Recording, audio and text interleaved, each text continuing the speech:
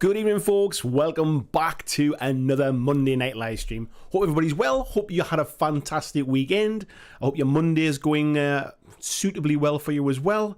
And I hope your Monday evening or your Monday afternoon or your Tuesday morning for some of you is shaping up lovely as well. So who have we got in the chat this evening? We think we had Super Pumpkin Man was in nice and early. Clyde Dashing, good afternoon to you as well, mate. And I did get your October Halloween submission today as well, so thank you very much. Blizzards, hello to you. Christian Reeves, hello buddy, how you doing, mate?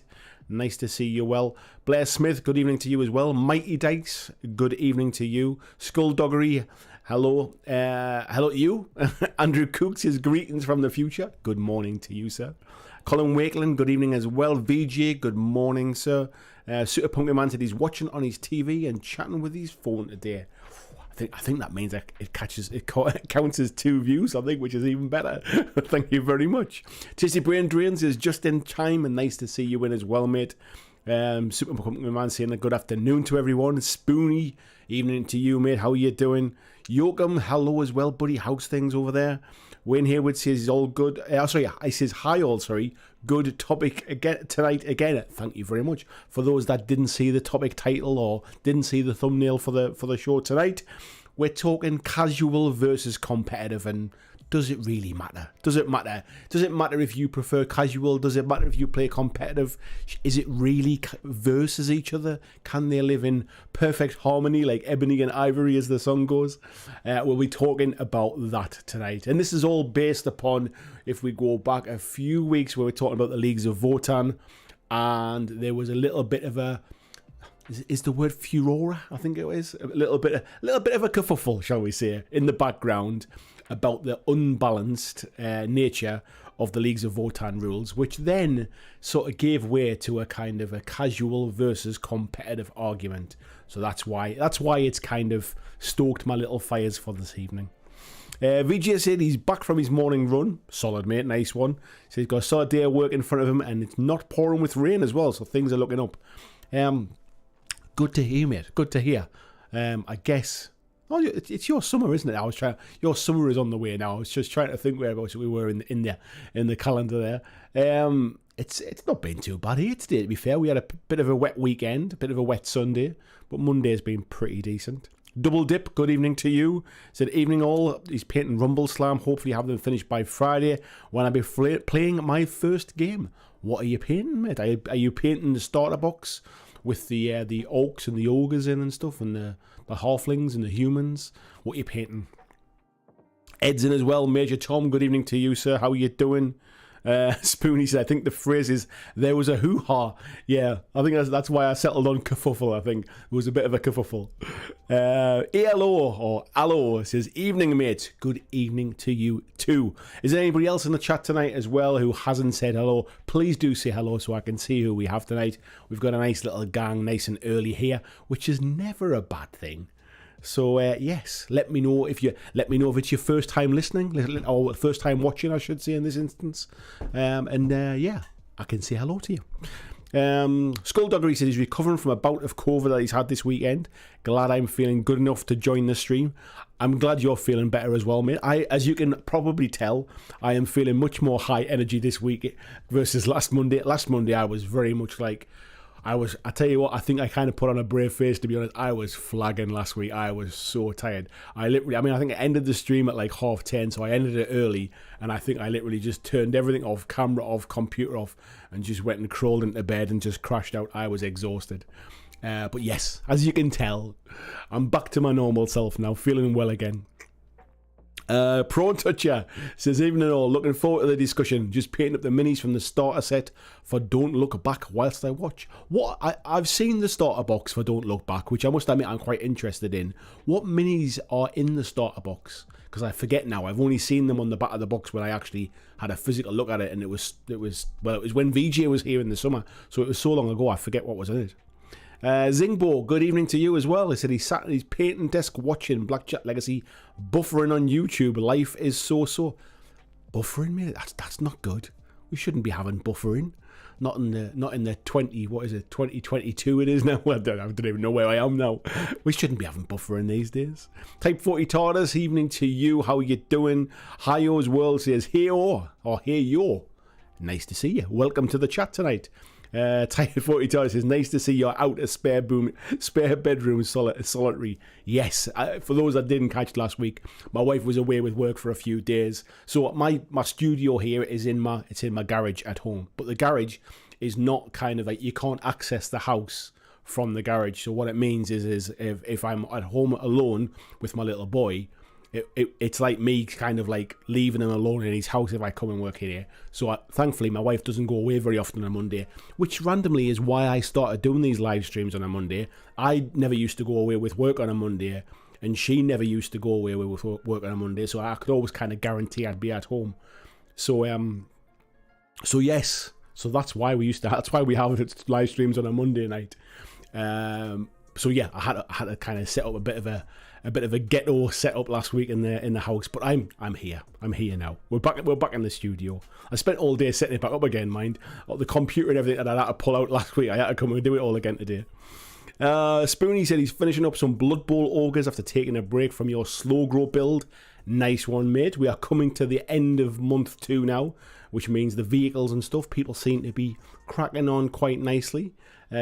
I let you into a little secret. I have not painted a thing for the slow grow yet, and the reason I've not painted a thing is because as part of the slow grow, I'm going to be making a video showing me painting an army like in a weekend. That's why. So I've got the army. It's all over there on a little tray. It's all built. It's all ready to be kind of primed and painted, but that's part of the video. So I will complete 1,000 points in the 3 months, but I'm actually going to do it in a weekend just to show that if anybody's starting late and you haven't started your army yet, it's still possible to get it done. VJ said it's spring here now, yes, but we're on our 3rd seasonal La Nina, so it's been wetter than usual over 12 months now, flooding everywhere. Oh, of course, I remember now, of course, you'll be having some flooding. And VJ says, makes me grateful I live on a hillside. Yeah. VJ says, I remember us looking, don't look back. Well, we like to check out the game, but way too expensive for what's in the box, said in a Brad Pitt voice. It was quite expensive when we saw it. I mean, it's obviously kind of, the shop we saw it in pretty much sell everything at like sort of list price. They don't really do any discounts, which doesn't help the pricing. But yeah, it did seem a little bit expensive.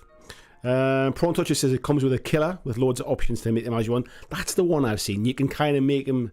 Am I right in thinking you can make them look like kind of like Jason, or you can make them look a little bit like is it like Halloween or Friday the 13th killer or something like that? There's a couple of options I think as well, plus others. And 6 survivors, a bunch of slasher film archetypes. Yeah, really nice resin models. Nice one. And Colin says, ooh, a 24-hour challenge. It won't be 24 hours, mate. I'm not that fast a painter. I'll probably do it like over 48 hours. And I'm toying with the idea of, do I do it literally just over a weekend and then basically say to the family, bye, see ya? Or do I just do it like in sort of, can I film it in like, right, I'll do 6 hours today and then I'll do 6 hours tomorrow kind of thing, and do it over a number of days, but over only having painted it within 48 hours kind of thing. Just that way I can kind of still do family life and stuff as well. So yes, that's the plan. Spoonie says, yeah, end of the month, 2 inbound vehicles complete. What faction you going for? The faction I'm going to be painting for the challenge is the GCPS. So the folks in the Patreon will have seen me waving my angry fist at trying to build the Striders, because the Striders were a pain in the ass to build, I'll be completely honest. But yes, I'm building GCPS, mainly because I've already painted an Enforcer army, and I've already painted a Marauder army as well. So yeah, GCPS is getting painted for that challenge. Alex Berry, good evening, mate. He said it's the first time I got to watch the stream live, but wanted to say a big thank you for the video you did about looking for games clubs. He said, last week I got my first game of Conquest that I loved. Never would have found the club without your video. Thank you very much for the feedback, mate. Thank you for coming to watch live. And yeah, I'm really glad, mate. How was Conquest? Did you enjoy it? It's not something I tried it very briefly when I think it was even before it was fully launched. It was like a demo at an event somewhere. But yeah, I've not tried it in a long time. I'm sure it's changed a lot since I tested it. But yeah, glad you found your club, mate. Double Dip says a friend bought and painted the Rumble Slam starter, so I brought the Calaca Cabala team skeletons in a Mexican style and giant wrestling pinata. I love that wrestling pinata. It's really cool. Ed saying his pad's screwed. Looks like I have to get the rerun. Oh, that can't be good, mate. Tech issues at your end for a change makes a difference. It's normally me that's having the tech issues. So whilst I'm not glad that you're having tech issues, I'm glad it's not me. Mighty Day said, just watching the show tonight, too tired to paint. Since Thursday I've been working on Victory at Sea starter, almost finished. Just need to pick out the details. Very nice, mate. I've not played Victory at Sea. I'm aware of it, but I've not played it, so I've never done anything with any of the minis or anything like that. Super Pumpkin Man says, yeah, for the moment I have I have little to no room for my laptop. As anyone on your Discord could see, my October project has taken over my room. Yes, I think sometimes when your hobby projects take over your space, you've got nowhere to put a laptop, or you've got nowhere to work, or nowhere to put your stuff. That's when it's getting out of control at that point. And Spoonie says, yeah, agreed on the Strider. I built one for my Enforcers. Also won a big Asterian army from the Runes of Vordant event the other weekend. So must resist building them. I'm instead focusing on the Forge Fathers. Nice one, mate. Yeah, I've built basically the GCPS sort of strike team starter box type thing, and there are 2 Striders in there, and oh my god, those Striders. I don't like the PVC plastic they're made of. It's an absolute nightmare to clean up, and I don't like the way that the feet, the lower part of the legs. Yeah, I think it's the lower part of the legs, the upper parts of the legs, the hips, joints are all separate. So you're trying to you can't just glue one leg into the hip joint, because it might not line up with the lower leg joint, and it won't line up with the foot. So you almost have to kind of sort of have them supported. So I'm trying to support them with both hands. At the same time I'm trying to super glue something. At the same time I'm trying to use super glue accelerator with the other hand to speed the whole thing up. I need an extra 2 people to kind of help me do it. It was an act of frustration, but they are done now. So that's one thing. VJ saying, for anyone interested in Cora Quest expansions, just gone up on Kickstarter. I did see Dan was doing something live today. Is that what it was about? So yes, anybody into Cora Quest, there is an expansion available for it. Mighty Dice says, technically in 20 odd years of hobby, these will be the first miniatures I've finished, and I've also not played yet. Wow, mate. The first miniatures you've finished? I can't believe that's the first miniatures you've finished. Zomblin, good evening, mate. He said, just tuned in. I wanted to try my new Hotwire foam cutter, but I'm not really motivated, so I'm working on some Night Stalkers for Kings of War. Only do stuff when you feel like doing it. It's a hobby. It's meant to be fun. It's meant to be enjoyable. I've been a bit off the boil lately when it's come to hobby stuff, and I don't think I've painted anything in probably... I might be right in thinking 2 months. I might not have picked up a paintbrush for 2 months. So yes. Only do it when it's fun. That's what I was trying to get at. VG says, not just have to get the original game to the table with my little guy. Oh, now just have to, sorry. All the Striders is hard to build as the Doc Ock Artificer for Forge Father. I would say I didn't find the Artificer difficult to build, because what I did was I pinned the joints, and I found with the resin the super glue goes off pretty fast. With this PVC stuff, the super glue doesn't seem to go off as quick for some reason, so you need to hold things kind of in one more place. But yeah, still a pain in the ass. I know exactly what you mean.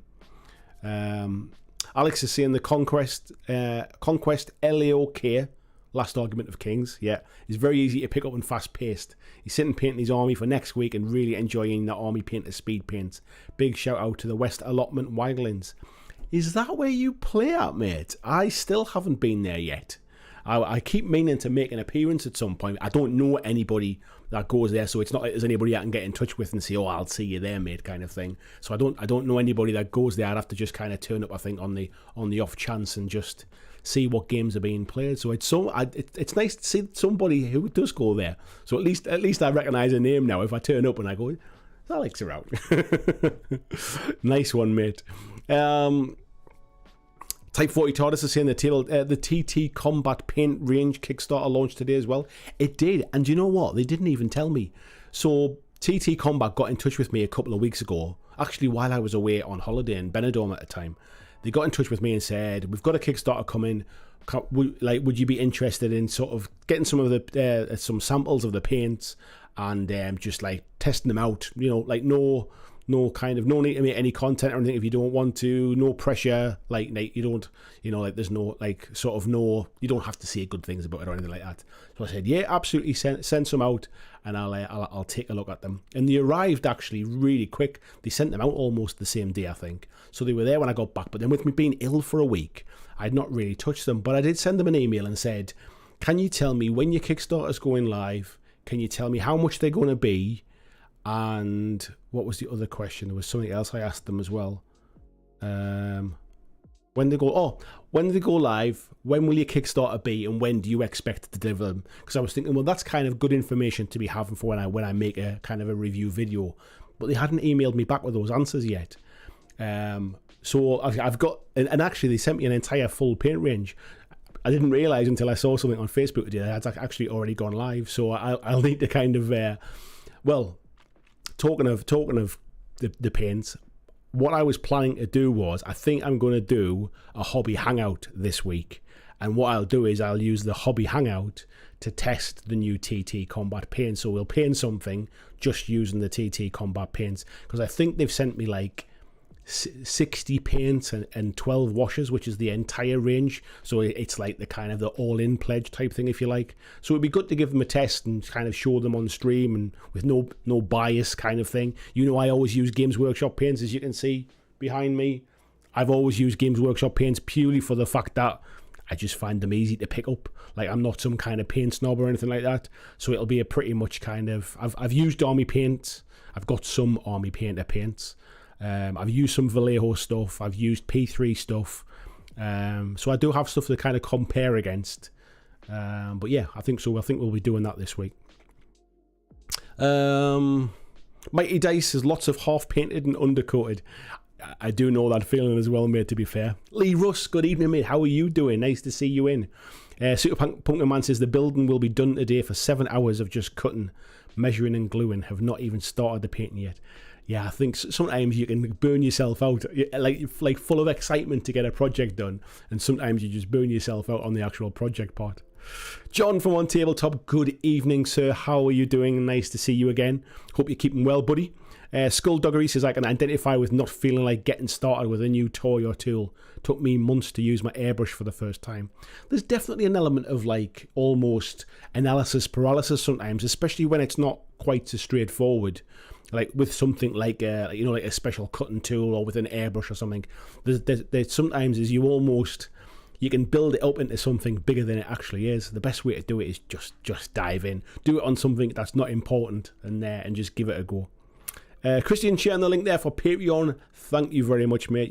Yes, you can start the Patreon from as little as $2 a month, get you access to the members only Discord group, and then there's other tiers with other benefits as well. So yes, if this is something that you'd like to see continue, then please do help support the channel.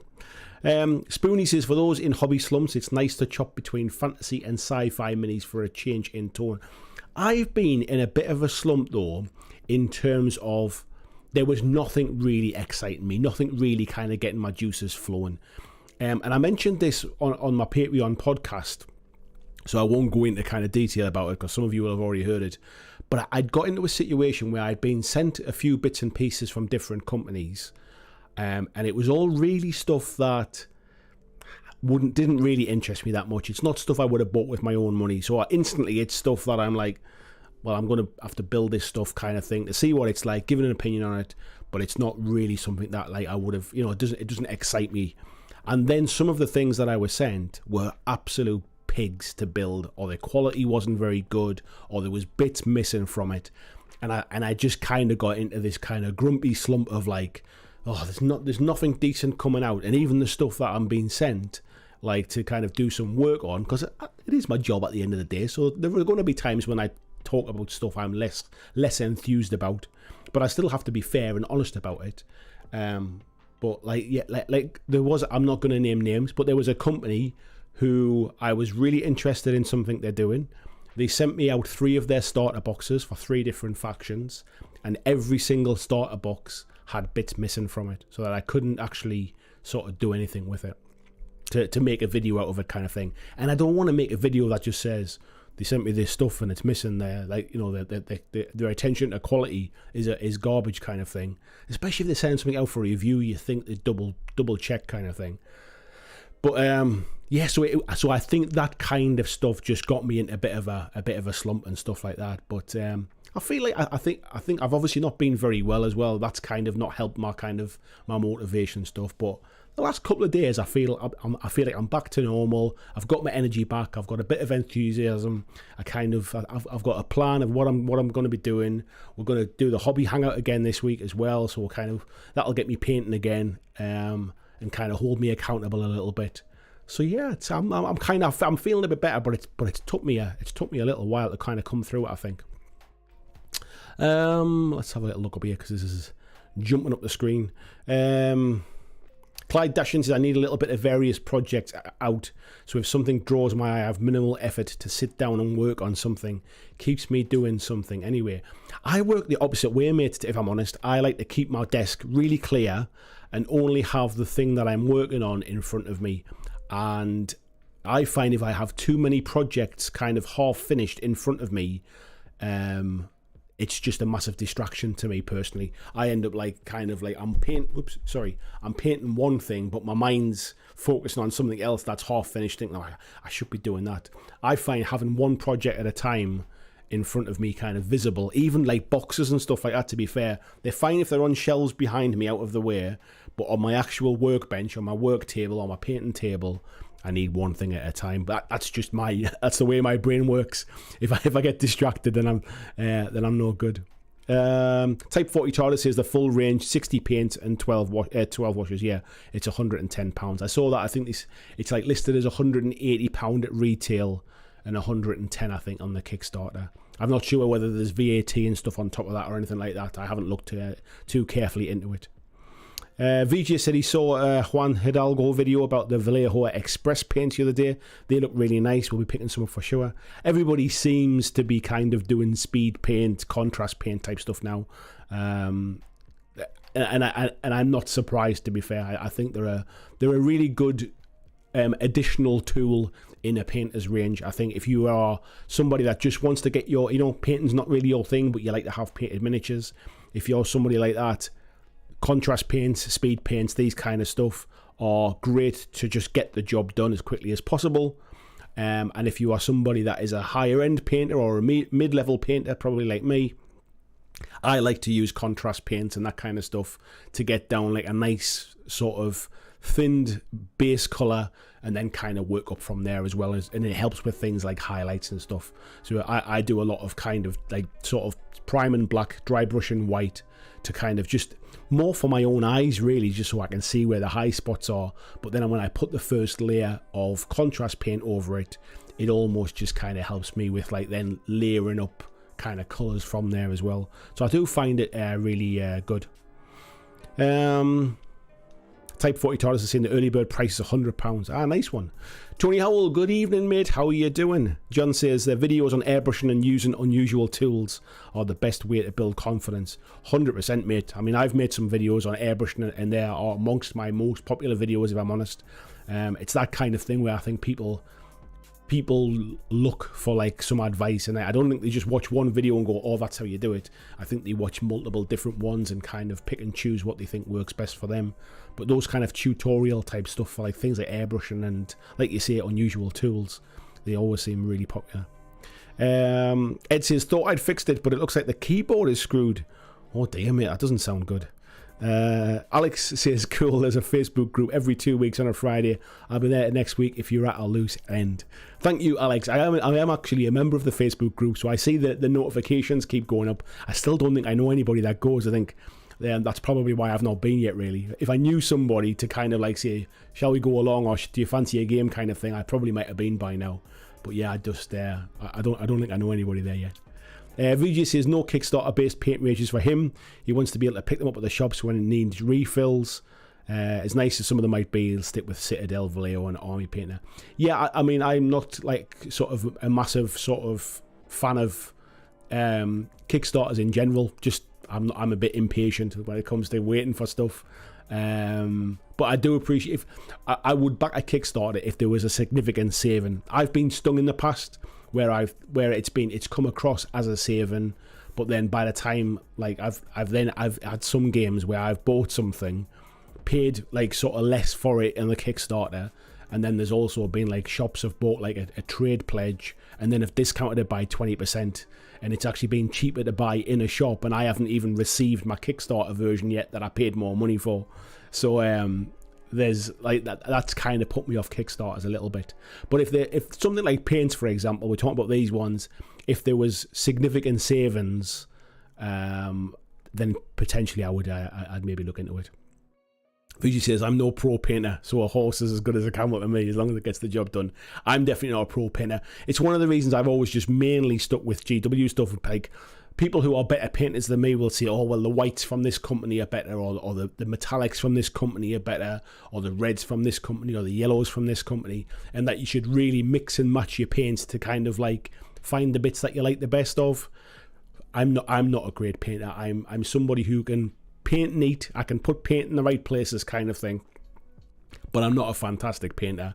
So for me, I kind of, the convenience of being able to nip to a local shop and pick up that one pot of paint that's run out is far more kind of useful for me, hence why I've always just kind of painted with Citadel paints. VJ says, bits missing, please tell me it wasn't Mantic again. I wasn't talking about Mantic, however, something I have from Mantic has bits missing. But no, it wasn't Mantic I was talking about. Spoony says, well, you say you say out things, not about things, sorry, not tickling your fancy. Nullwood out soon, tenuous link to last week. Yeah, to be honest, mate, I mean, I'm kind of tempted by it. I haven't pre-ordered it. The new Warcry set has just been kind of announced today as well. I must admit, I really do like one of the war bands, not the Skinks, the other one. I really do like one of those war bands, so that's potentially something for a maybe pile. But I have to be careful with stuff that I don't make a lot of money doing this. Like, you know, like when I had my old job, I had plenty of spare cash. But I didn't like my old job kind of thing. At least when I started doing this full time, I make a lot less money, but I'm much happier doing it, and I get to spend time with my family, and it's better for our home life and family life and stuff. But I don't have a ton of spare cash kind of thing, so I have to be careful what I spend my money on, really. And it needs to be not necessarily something for the channel kind of thing. It doesn't need to be like sort of something I can get videos out of, although that helps. It just needs to be something I'll use and something I'll paint. So I've become much more frugal, I think, and a lot more critical in terms of product, of the whether I spend my money on them or not. So yeah, I always have to kind of weigh that up. In the past, I was a lot more frivolous, and my shelves next door here and in here, to be fair, are full of stuff that I basically just threw money at, like starter boxes, and hardly done stuff with them. Type 40 TARDIS is Army Painter is his go-to for paint, but I have smatterings of Vallejo and Proacryl and Turbo Dork. I've heard of Turbo Dork stuff. I've never tried it, but I must admit I've never seen it anywhere. Proacryl as well, I've not really seen that in a store to buy anywhere. What I tend to find is if I just need the odd pot of paint, it costs me more in shipping to actually just buy that one pot of paint that I need than it does to just kind of like nip down to a local hobby shop and pick up a pot of GW. So that's why I've always gone down with Citadel stuff. Luke says, did I just hear about Hobby Hangout is coming back? It's coming back this week, mate. Anyway, we're going to do a Hobby Hangout this week because I'm going to test out the new TT Combat paints.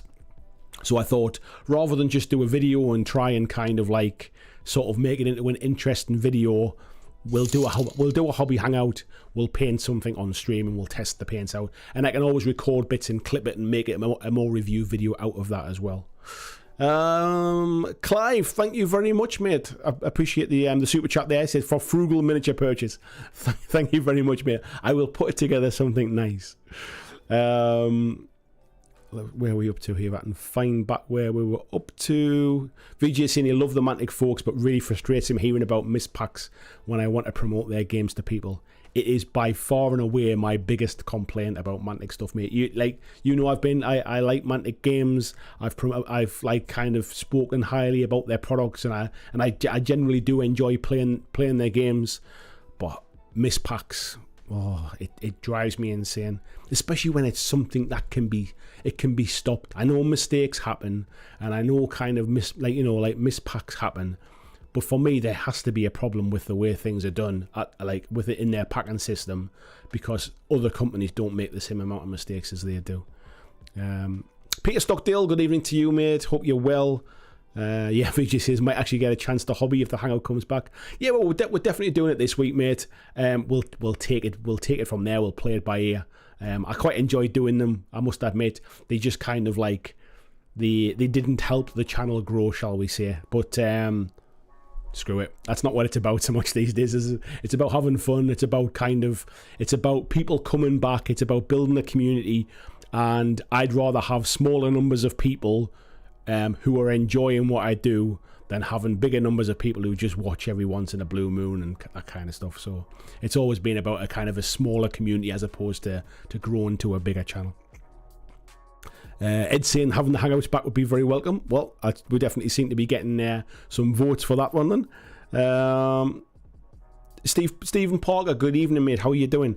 He said the slap chop method's gotten me to enjoy painting again, painting up some troll bloods for War Machine. Very nice, mate. Yeah, there seems to be a lot of chat about it online. There's a bit of love for it. There's a bit of hate for it. I think some people are kind of misunderstanding the aim of what it is, kind of thing. Some people are down on it saying, like, my God, he's promoting this method of painting for people who don't want to paint. Like, it should be a joyous thing, kind of thing. I think everybody needs to kind of just like calm down a little bit about it. It is a useful method of painting something that will help people who don't enjoy painting so much to get stuff painted, or will maybe help people who get a bit of analysis paralysis and don't get things finished. I think people forget that painting is meant to be fun. It's meant to be enjoyable, and it shouldn't be about trying to compete with other people. Sometimes there is a love and an enjoyment in just getting stuff finished, and anything that helps people to do that, I'm 100% behind. So yeah, I'm a big fan of the slap chop method, purely in terms of the fact that if it helps one person, then it's worthwhile, kind of thing. I used to do kind of zenithal priming with an airbrush from above, and it was for two reasons really. One was I paint a lot of stuff on camera, and it actually makes it easier for the viewer to see on camera if there's a little bit of like sort of shade at the bottom and light at the top. And the other reason was it just helps me. I'm not a very good painter. It just helps me to be able to put paint in the right places, and so that was why I've always kind of done that. But then what I started to do over time was, and I did it, I think if you watch the army that I did a while ago, the Marauders army for Firefight, I basically just I primed it black, and I just dry brush it with white, really a heavy like overbrush really, and all that does is it means that if I miss any bits in the shadows, they're hidden away, kind of thing, if you like.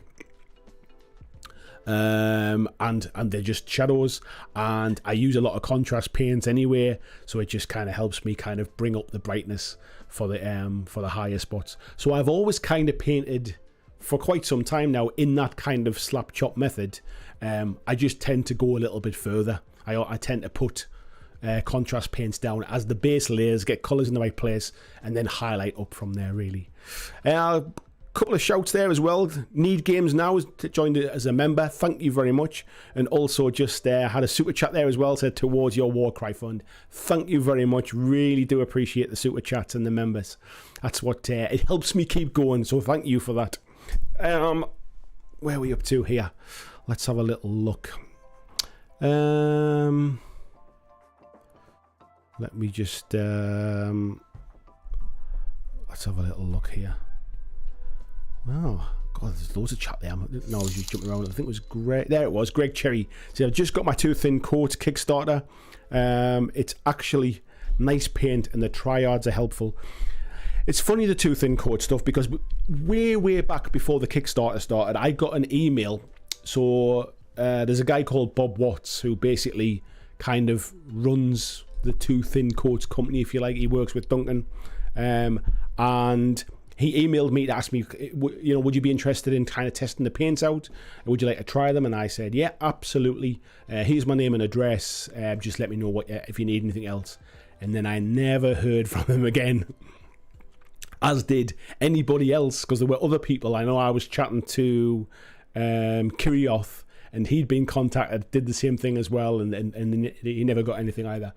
Randomly, a day or two after I got the email about the TT Combat paints, I got an email from Bob at Too Thin Coats saying, sorry about the delay. We've been quite busy. Like, it was over a year, I think it was, since he emailed me saying, if you're still interested, we'll send you some out. And I went, yes, please. It would be nice to try them.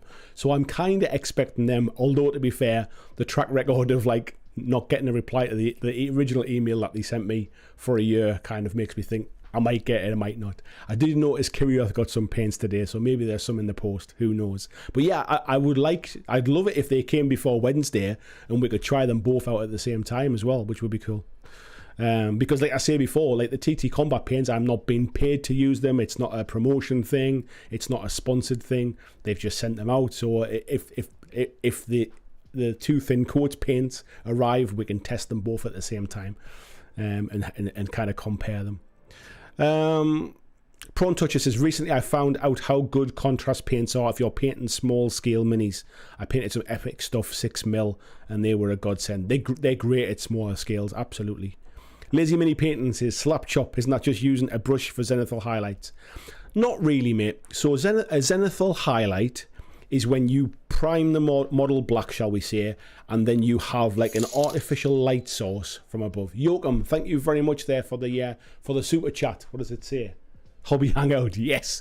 So zenithal is when you prime it black, for example, or prime it a base color, and then highlight it from a light source direction, which means that you get very black, like let's say black and white for argument's sake. You get black at the bottom and you get white at the top, as if a light is shining down on it, and it gives you a directional kind of highlight. The Slap Chop stuff is really just priming it black to get dark in the shadows, and then dry brushing all over the model to highlight the higher edges and the higher bits, so that when you put contrast paint on, you get very dark color in the shadows and the recess, and you get very highlighted kind of high spots. There is no kind of zenithal light source, if you like. So it's a different thing, and it's technically designed to do a different thing, but I think people are just kind of quite happy to kind of just sort of use both phrases, I think, for to mean the same thing. Evening as well, by the way, Lazy Mini Painting. Steve Parker says, yeah, kind of. It uses 2-shade dry brush, which I feel makes a big difference. I've never really worried about like using it as 2 different shades. I know with the Slap Chop stuff, folks are using like a grey and then a white, which to give it almost a gradient. What I find is if you just use white anyway, if you do a relatively light dry brush over it with the white, you get a bit of a grey colour anyway. And then if you go over it with just on the high spots with a second coat, you get really white on the high spots. So I find just using black and white is enough to kind of give me the same effect, if I'm honest. Tony saying, airbrush, what's this device of which you speak? Greg says, there's something coming to retail before delivery is crazy rare. You say that, but it happens quite often with some bigger games, because of the way they get shipped out. Sometimes the retailer pledges go out before the backer pledges, and then the backer pledges as well obviously don't all go out at the same time. So I mean, like you say, it's rare. It's happened twice to me, and I haven't backed that many Kickstarters. So and I remember it happened with Zombicide Invader. I remember I didn't back it, but I was at UK Games Expo that year, and it was for sale at UK Games Expo, and none of the backers had it. So it does happen more frequently than you'd imagine. Skullduggery saying, I like Slapchop a lot for base to build off. I like to add more detail on my minis than that, but it's a great starting point. I've not considered using a dry brush for Zenithal before. Yeah, it's like, I think people are kind of just, people are getting their knickers in a twist about it. It's become a bit of a buzzword because, and do you know what it is? The original video came out, it did really well by the Honest Wargamer. It was a really good video, did really well, and then it kind of died down. People weren't talking about it. And then there seemed to be a lot of people online who decided to have a bit of a moan and complain about it, and it's almost like that second wind of people complaining about it is what drove it to be popular again. And then because it was popular again, loads of people started making videos about it as well. So it's almost like it was the people complaining about it that have made it even more popular, which I find is quite funny. Double Dip says, what are you thinking of doing the hobby hangout? Do you know what is, mate? I'm not entirely sure. I quite like the new Underworlds, the skeletons that's in the new Underworld set. I don't have that. It's not released until next weekend, but they're not that dissimilar to the ones that are in the Curse City box. I've got the Curse City miniatures. I've never painted them. So I'm thinking to tie in with the Halloween theme for my own painting challenge. And because I quite like those skeletons, I might paint some of those skeletons on I haven't actually said what day I'm going to do it yet. I don't think I've decided. But probably be Wednesday. So I might paint some of those skeletons. The other side is I've got 1,000,001 Marvel minis to paint as well. So I might paint one of my Marvel minis. We'll see. We'll see what it does. Steve Parker says, I guess I've been in the hobby a few years and it's the first time I came across it. Maybe it was hidden behind all those non-metallic metal tutorials. I think what it is, mate, and there's another reason why I think it's a really good video, is there are a lot of videos online that show you more technical terms or more technical styles or technical abilities and don't really cater to the very entry level stuff, don't cater to the basic stuff, if you like. And I think by doing something like that, it makes it accessible, it makes it easy. It doesn't matter if you're a pro painter, if you've never painted a model before, everybody can do that method to achieve a very similar level of painting. You can move on from there, you can add highlights, you can do other stuff, but I just find that as a base to start from, I think it's really useful. Mighty Dice says, I've just stuck to the Victory at Sea whip on the Facebook group. I'll check it out after the stream, mate. He says, I'll update with a more up-to-date pick tomorrow. Nice one. Shuro Kansam says, Mantic has always been really good with replacing missing parts. Mantic are fantastic at replacing missing parts. They have to be, because they have so many missing parts out there in the world. They have so many kits out there that have stuff missing that if they weren't good with replacing them, nobody would buy their stuff. This is not a dig at you personally, mate, but it annoys me that people say they are so good at replacing missing parts. I'd much prefer they put that effort into not having missing parts, and then nobody would have to ask for the parts that were missing, and then they wouldn't have to double work it, so they wouldn't have to pack it once and then send out the missing part a second time. It's great that they put it right, and I'm glad that they put it right fast. The problem is they shouldn't have to. They should just not have that problem. That would be the better thing. Ed saying, nothing in the new stuff for Warcry has excited me yet. I do like the like I say, I do like the new warband that was announced in today's box. Not the Skinks, the other one, I forget what it's called. But I wasn't a massive fan of the last few, I'll be honest. John says, I think you should get into historicals. Nudge, nudge.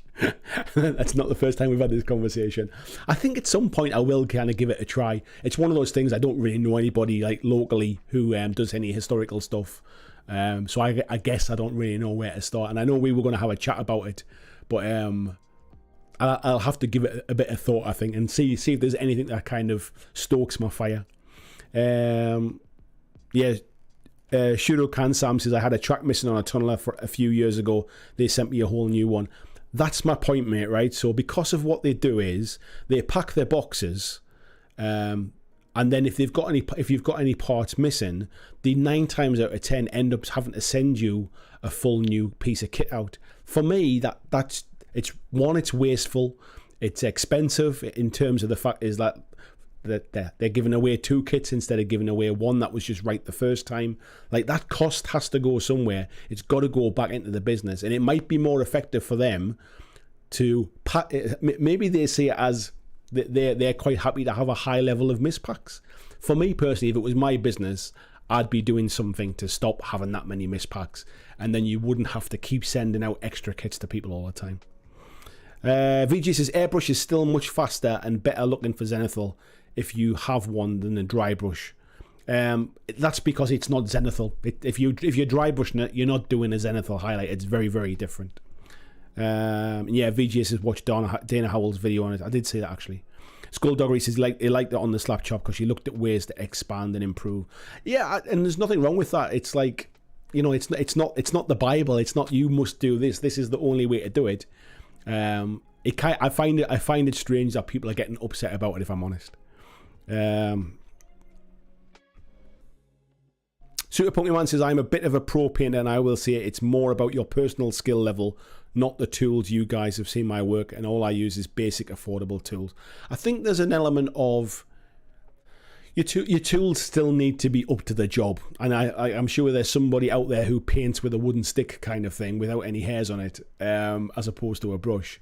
But generally, there is a level of like, sort of, you still need sort of, they don't have to be expensive, they just need to be of a decent quality, of a decent standard. You can get some very inexpensive good quality stuff, so it's not about spending lots of money, but it is about building up your skill. But some people don't want to put the extra effort in. Some people just want to get things done fast. Some people want to just get them on the table. So there's different methods and different ways to do it for everybody, and I like the fact that there are people out there sharing different methods to people who have different, not even different skill levels, different aims of what they're trying to do with their hobby.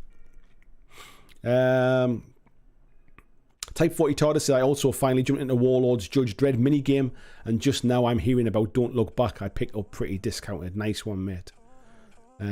Yeah, Greg's saying I've done both a lot, and it looks very different than an airbrush method. It does, mate, yeah. Skulldoggy says, what I like to do is start with the airbrush zenithal, wash to bring back the contrast, and then dry brush to enhance the highlights. Yeah, I think it's just whatever you're kind of whatever suits what the end result you're trying to do. Luke says, whatever night we're doing this, count me in if I'm free. I'm sure it'll be Wednesday, mate. I'm pretty sure anyway.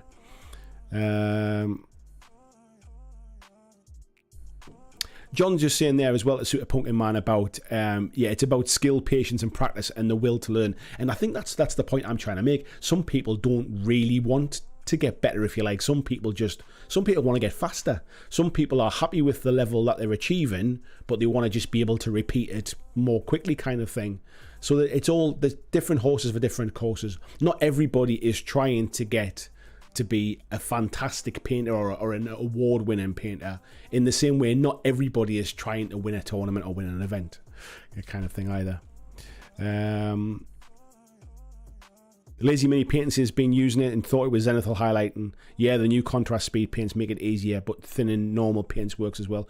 It does, but I just find with the contrast paints that they're already thinned to a consistency. Because thinning paints to the right consistency is something I'm still not sure that I really do. I'm still not sure that I'm kind of really doing it that way.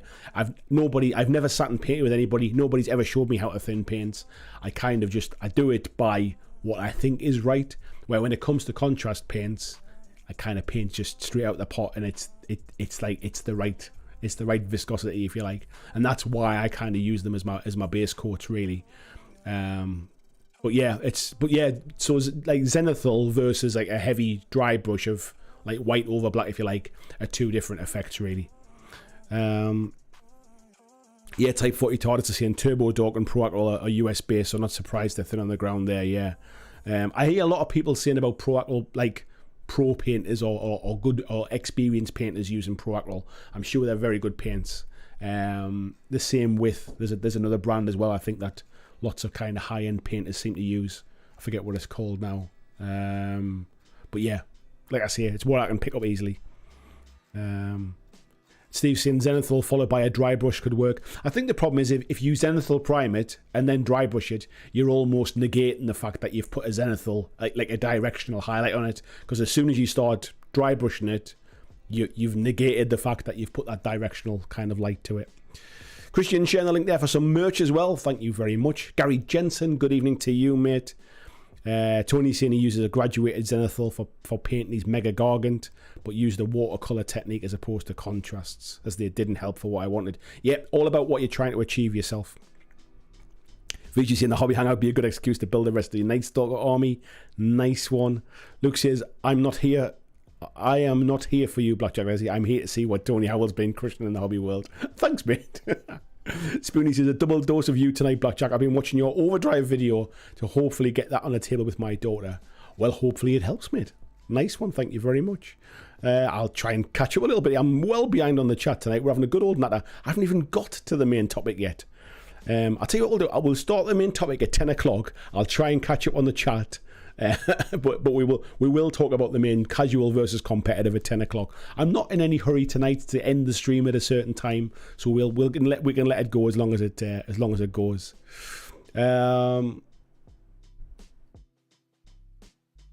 Let's have a little skip ahead a little bit.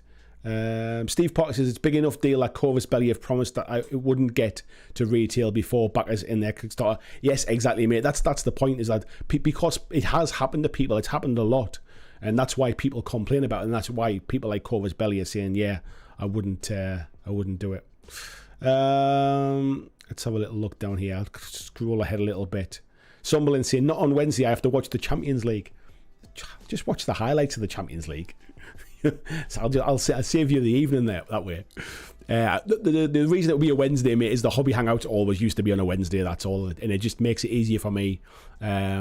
Just that way, it's like it kind of just it gives me a couple of days, because what tends to happen is if I'm doing like a live stream, you'd be surprised how much prep work and how much time it takes up to get cameras set up and all that kind of stuff. It's different when I do this kind of stuff, although I spend time prepping for the subject, for the topic.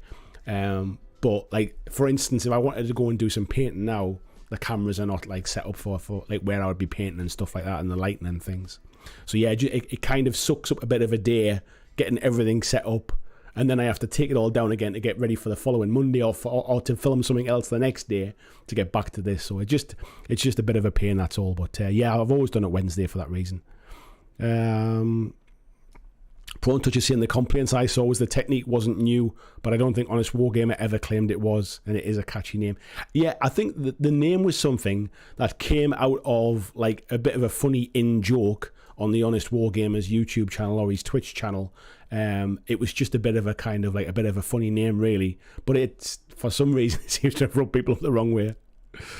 Luke said, I have worried for a while they are so bad with missing parts that people say they have missing parts to get extra stuff as they know it will be sent out without fail.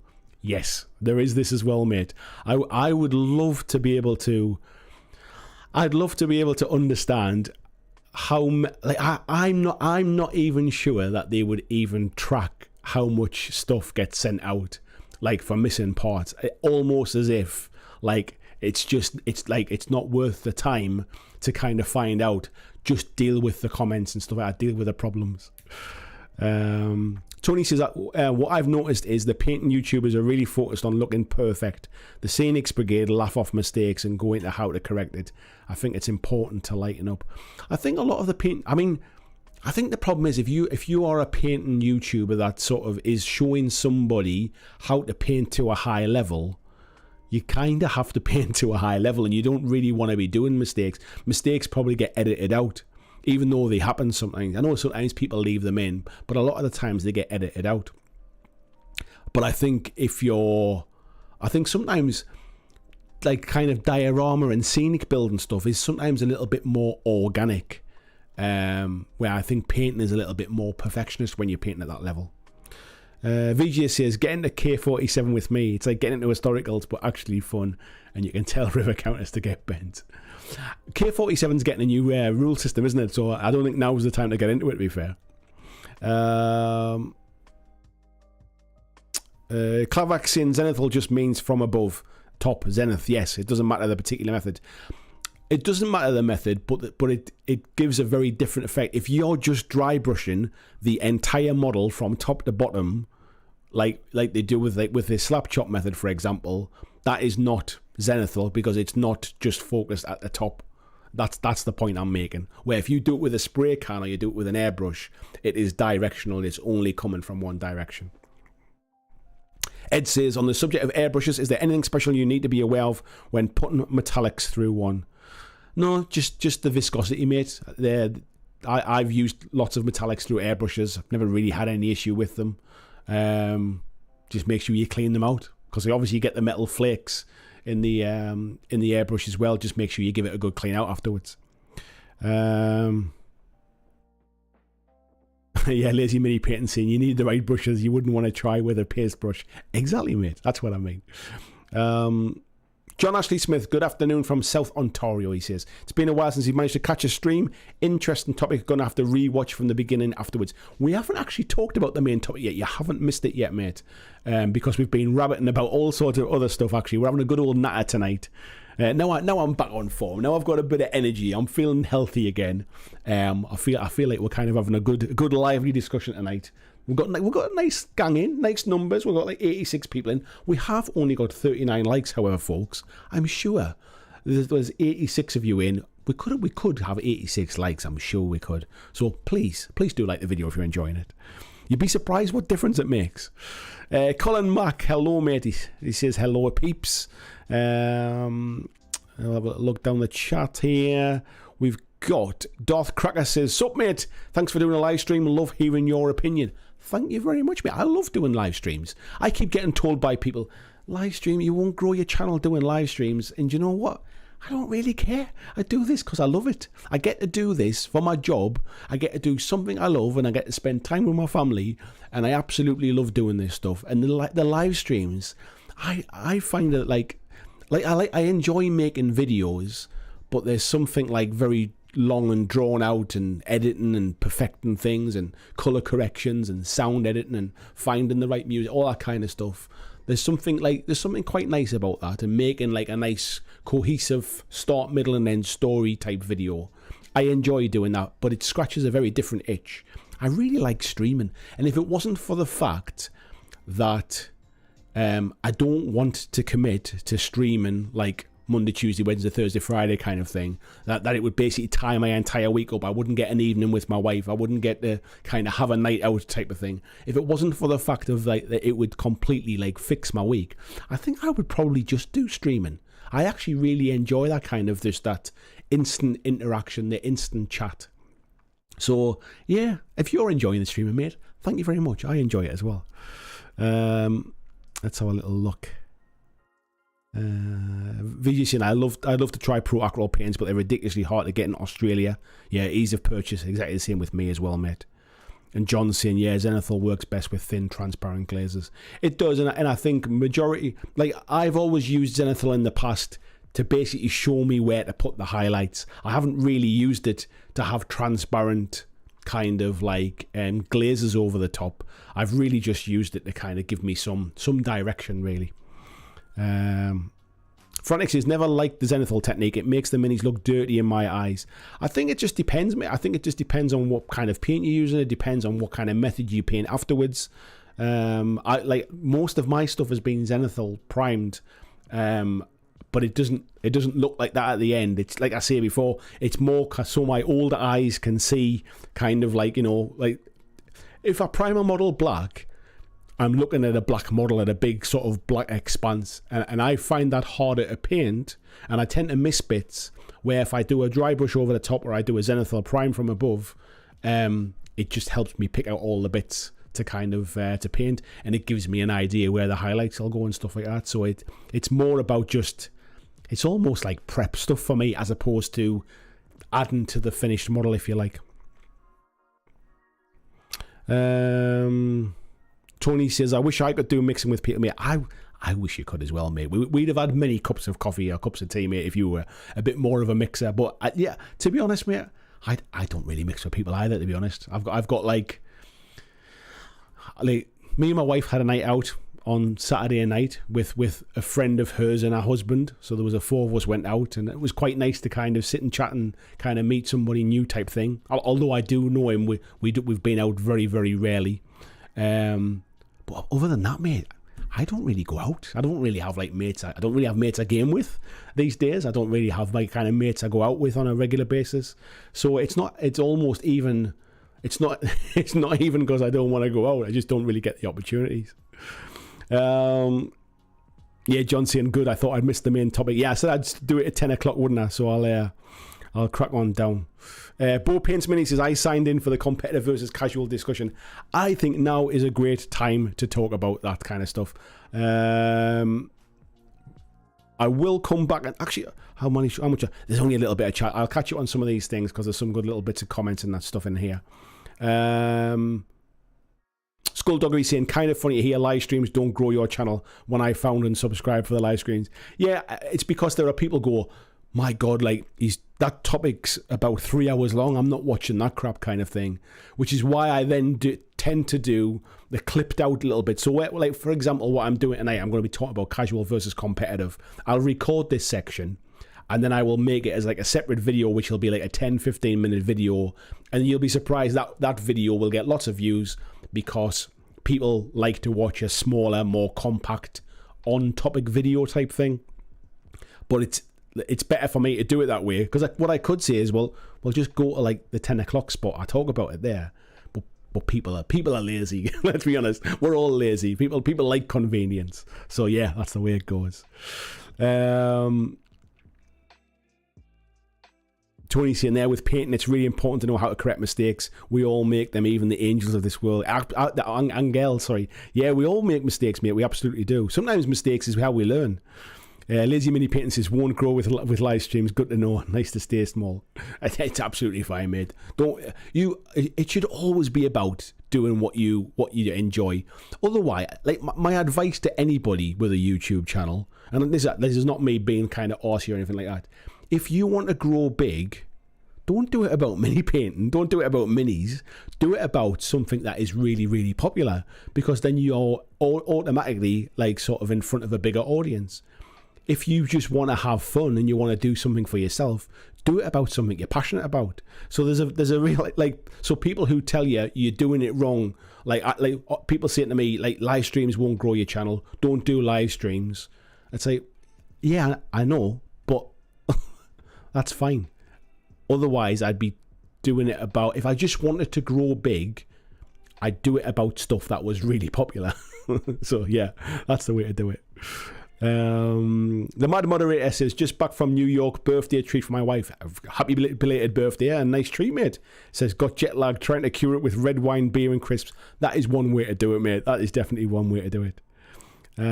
John said he's been busy with family issues last couple of weeks. Octogenarian parents and parents-in-law both needing some extra help, and it's seriously cutting the hobby time. Craving some inspiration and time. Well, hopefully you get a little bit tonight, mate. Clyde says, having a stream on a Monday is great. Everyone else does Fridays or Saturdays, so I never used to have anything to enjoy on a Monday. Cheers to your continued success. My hat off to you, mate. Thank you very much. Let's have a little look. Skip ahead. I'm just skipping over some of these charts. Right. Oh, Clavac saying, it's the nature of streaming, I think. It's fun to be here and interact live, but recorded it feels like listening to someone getting constantly interrupted. I know what you mean.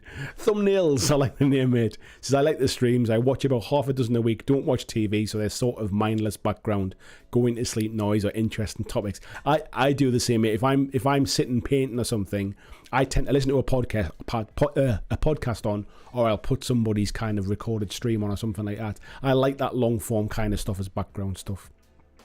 Yeah, Super Punk Man says, if you really want to get big, you'd make a cute anime girl VTuber channel. Exactly, mate. Or I would talk about Warhammer all the time, wouldn't I? Because that's the other way to do it. So, let me... if I press that button, that one will start recording that. I'll pop that down there. I've got my little bit of notes here. We go to the main screen as well, because then it takes all the background off and it looks like I've just recorded a perfect video. So see, these are the tricks. These are the things that I learned doing this. So tonight we're going to talk about casual versus competitive when it comes to tabletop wargaming. And I mentioned this earlier in the live stream, but what prompted this was all of the kerfuffle, shall we say, about the leagues of Votann. And about how they weren't particularly very balanced. We all know what happened with that. I did a video about it a couple of weeks ago that you can see up here. I'll put it in a link above. But what did come out of that discussion was there were a lot of people complaining about competitive gamers, saying competitive gamers are ruining the game. It's always got to be balanced. Why does it have to be sort of so fine-tunedly balanced? There were competitive gamers complaining about casual players, saying, well, I don't even know what you're whinging about, kind of thing. It doesn't really matter. And there ended up being this kind of, not an argument, shall we say, but a bit of friction online about competitive versus casual gamers. And I wanted to chat tonight and say about, does it even matter? Is it important? Does it really matter whether you're a casual or a competitive gamer? And I think one of the things that we need to start with really is to kind of define what do I mean by competitive and casual gamers. Because there are not just two types of gamer. There is a whole spectrum of types of gamer. And I think we sometimes forget that a little bit. So what do I mean by a casual gamer? A casual gamer, for me, is somebody who just likes to play for a bit of fun. Winning is probably not the main reason why they play games. They might still be quite competitive. They might still want to win more games than they lose.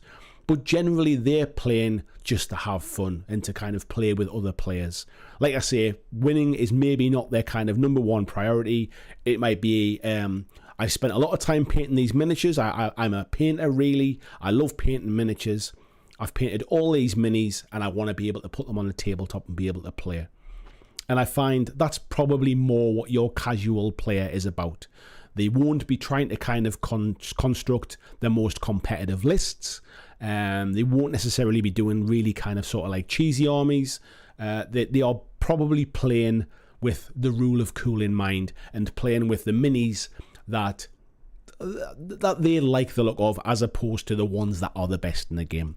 That's how I would generally sort of call a casual player.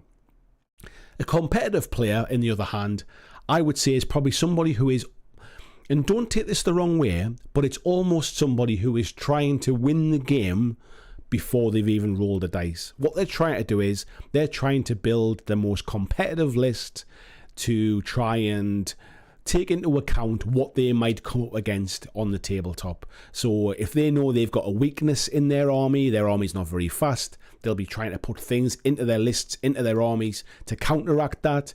Maybe they know they're going to kind of face lots of shooty armies, so they're going to put things into their list to try and counteract that.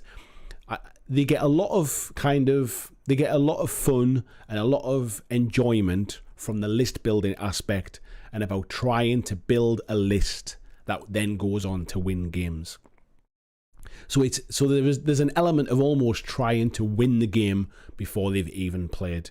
They are obviously very much tournament players, but the main aim generally for a competitive player is to win the game. They still want to have fun. They have fun in a different way. They have fun by winning the games. They have fun by having a hard-fought match. But generally, I would say, and this is a generalization, winning is their main aim. Now, there is, as I said before, there's not just two types of gamer. We also have tournament gamers. So I wouldn't necessarily say tournament gamers and competitive gamers are the same thing. Tournament gamers are sometimes people who are literally just everything they live for is going to tournaments. Every game they play is a tournament practice game. I think that's almost like different to a competitive player. You can get a competitive player who never goes to a tournament. They just want to play at their local club against other people who will give them like a kind of like a tough game, if you like, and they want to try and win games. They might play like a little league thing with like a few friends, but winning is the most important thing. Tournament gamers are gamers who like going to tournaments, trying to win more games than they lose, trying to win the tournaments. That's their kind of thing. We also get narrative gamers. Narrative gamers are not the same as casual gamers. Narrative gamers want to recreate stories. They're quite happy to have completely unbalanced games where one army might be half the size of the other one because it recreates something from a book that they've read, or maybe they're playing Lord of the Rings and it recreates something from the films. So like sort of narrative gamers are different to casual again. Balance is probably less important to them. They're probably not even bothered about the stats. It's the spectacle of having like a beautiful table with all of the terrain and like building this list that really kind of like mirrors something that they've read about or they've watched a movie on. So we get narrative gamers. We then get something called kind of fluffy gamers. And fluffy gamers are not necessarily narrative gamers. Fluffy gamers are people who like to kind of build a bit of what you would call a fluff list. Something where they're building a list. They might even take it to a tournament, but they're building a list that recreates something from, say, a Horus Heresy book or something. Or maybe they're building a list for Marvel Crisis Protocol that mirrors something that they've seen in an Avengers film. It's a very thematic and fluffy list, but it doesn't necessarily mean that they don't intend to win. It just means that there's a different motivation in how they're building their list. We get people who build cheesy or broken lists. These are people who try to exploit every facet of a codex or of an army, like kind of like stat line, where they know they can spam certain units because the rules allow that, and that'll make it very, very powerful. Like people who intentionally try and kind of find the loopholes and find the kind of like the little broken bits that the player testers never picked up on. Even they are players who very kind of competitive tournament players might not want to play against because they've really kind of exploited the game for everything it's worth. So that they're different again. Then you get people who like to build meta lists. Meta lists are essentially people who build lists to try and counteract what they see as is popular in the tournament scene. More so these days with the internet. Like when I first started gaming, people only really knew about the kind of lists that the people in their local tournament or in their local gaming clubs played. And if something was successful, people would try and build a list. Either they would build that list or they would try and build a list to beat that list. These days, with kind of like all of the information that we have online, we see how powerful certain lists are. We see how powerful certain armies or certain factions are. And that's what creates a bit of a global meta because people start copying what they've seen online. So when it comes to competitive versus casual, as I mentioned before, there's not just two types of gamer. There are many, many different types of gamer. And the issue with this is that when two players come to play a game together, and they have different expectations. They're looking for something different from the game. So if you've got somebody who's a very thematic gamer and they've spent ages painting this beautiful army that recreates this kind of certain battle from a Horus Heresy book, and they come up against somebody who is really a win at all costs, that they get their fun from just being as efficient as possible, building that kind of cheesy list, if you like, exploiting the rules to get the most kind of efficient build. Those two people are coming to that game with very different expectations. And that's where we kind of get into the problem. Now, one of the issues we have is we're not a massive kind of crowd of people. I've spoken before on live streams and videos about that. I think there are a lot less people actually physically play the games than people really think that there are. Majority of people are hobbyists who might play the odd game.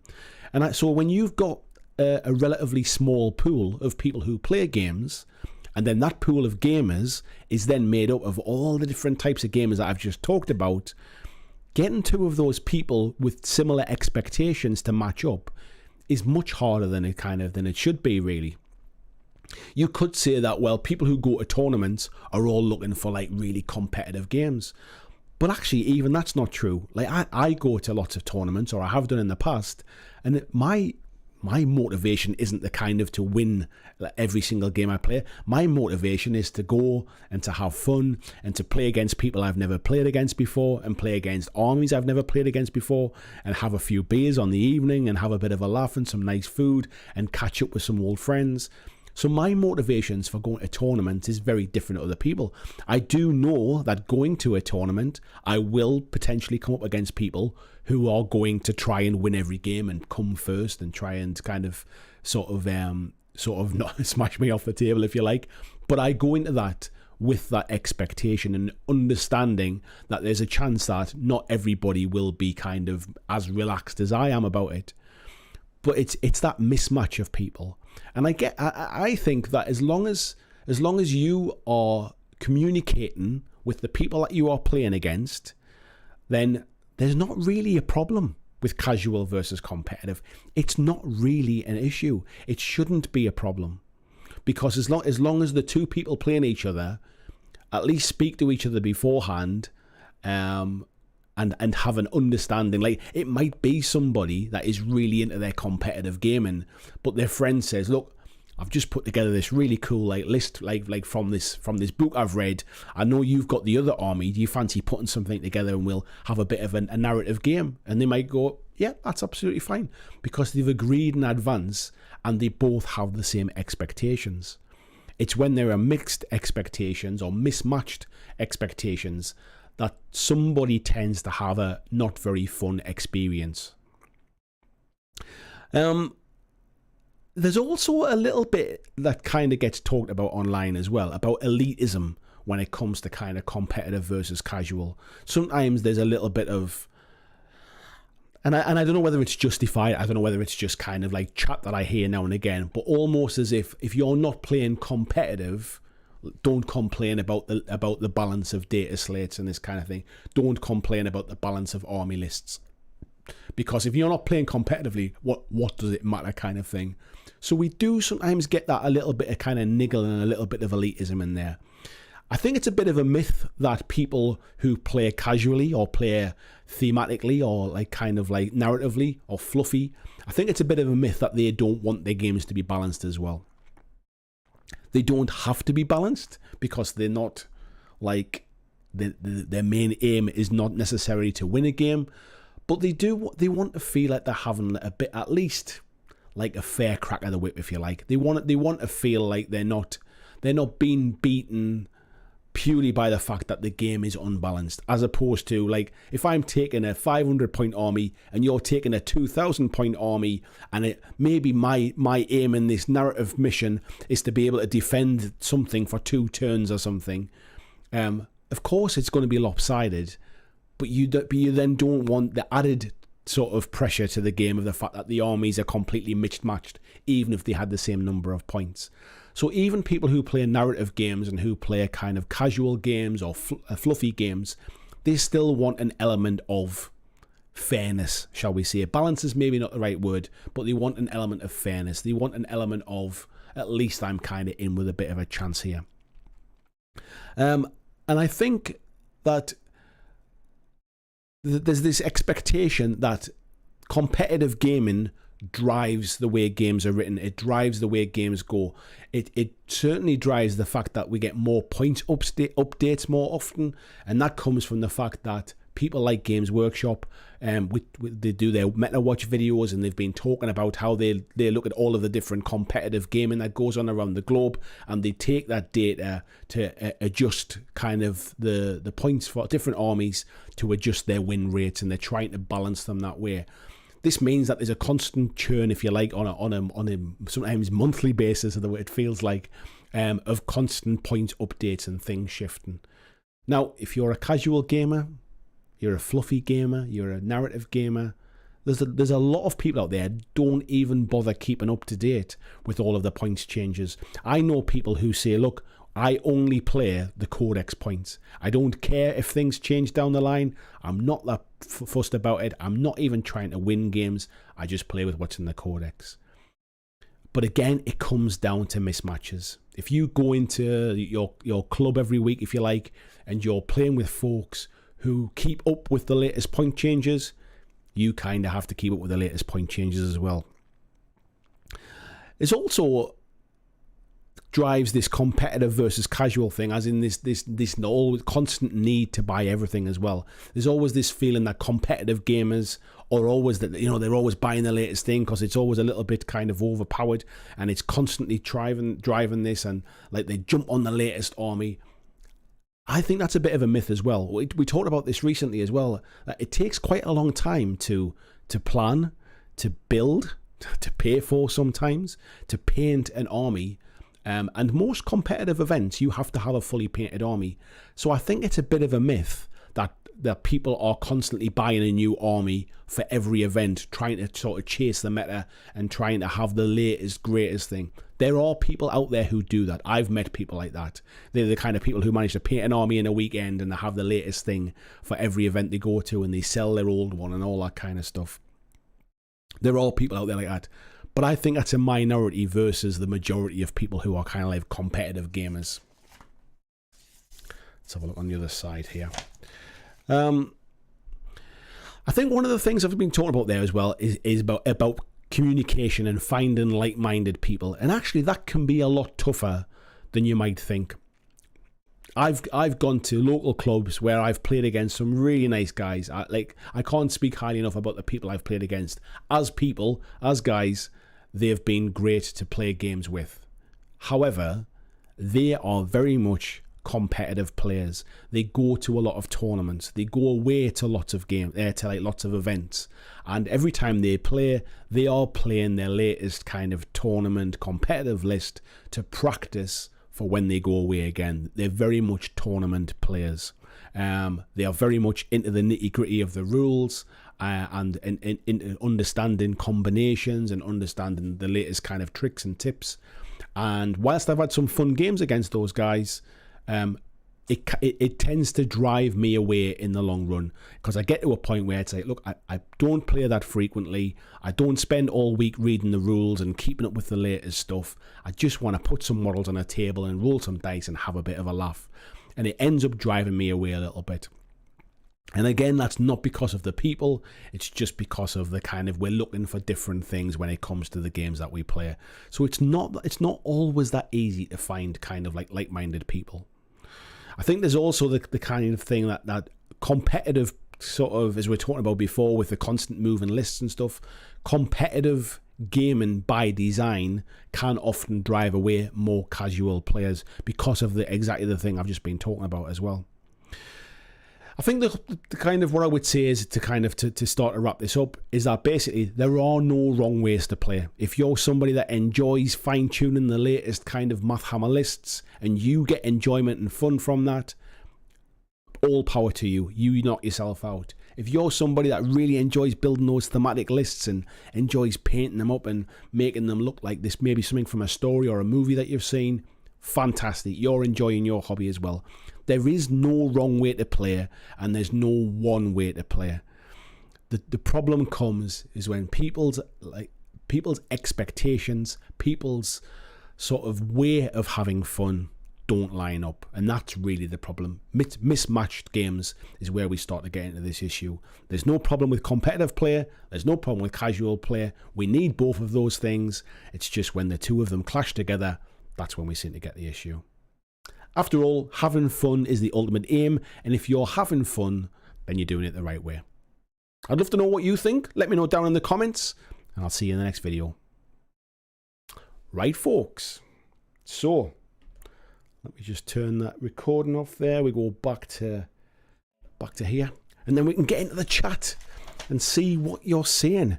Right, I'm going to skip back a little bit here and see what we're up to.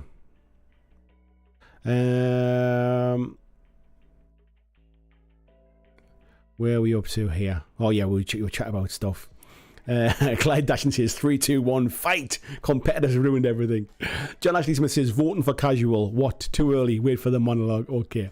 It's not. This definitely wasn't about voting for one or the other.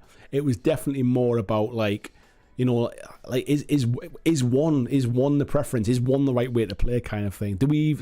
Should we even worry about it? Lazy Mini Painting saying casual is the more fun way of playing. It might only be fun to you though. This is the point I was making at the end there. There's no wrong way to play. Just because, like, even the people that build really, really cheesy lists and really look to kind of to break the rules or bend the rules as much as possible and fine tune things and try to find those loopholes, they are still having fun. That at the end of the day, that's why they do it.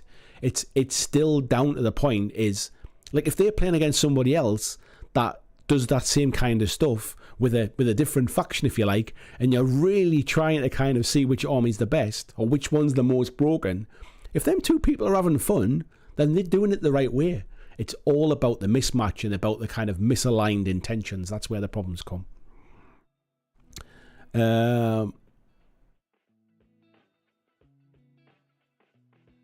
Tony saying, please no, not Warhammer all the time. I don't mind GW stuff, but I like to hear about other stuff too. Yes. Type 40 Todd says, if I could, I'd be posting the Thriller eating popcorn gif right now.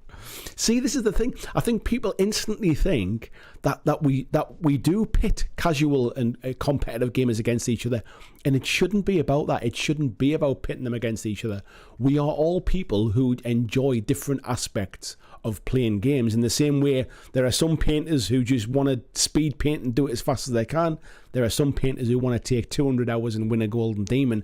It doesn't mean there's a right way and a wrong way. It just means that those people enjoy their hobby in two different ways. Mighty Dice says, competitive versus casual for me only really matters if both players are playing the same way. Yeah, both playing competitive, win at all costs, or both playing casually for fun. Exactly. I've been binge listening to War Games, Soldiers and Strategies podcast, and they made a good point. A good game is when your opponent has a good game. Yeah, and I think that's an element of it. That's what I was saying before, really. It's about that mismatched expectations. If both people go into that game knowing what they're getting into because it's been communicated before, or they're at an event which is considered to be a competitive event, everyone's in a happy place kind of thing. I think the reason that we see is like with casual gaming or with like thematic gaming or like sort of narrative gaming, people tend to talk about the game more in advance. So if you're going to do a narrative game, like you don't turn up and go, I'm going to do this really narrative game. I've picked this army because it was in this Horus Heresy book that I read, and then the other guy just turns up and goes, right, I'm practicing for a tournament next week. That's not really what happens in general. If you're trying to set up this really narrative game, the chances are you're talking to somebody else who has the other army from the story that you're trying to set up, or like whether it'll be, like I said before about Lord of the Rings, like you're not going to both turn up with a Rohan army kind of thing and play a narrative game. You're going to be talking about it in advance. And this is what I mean about the communication side of things.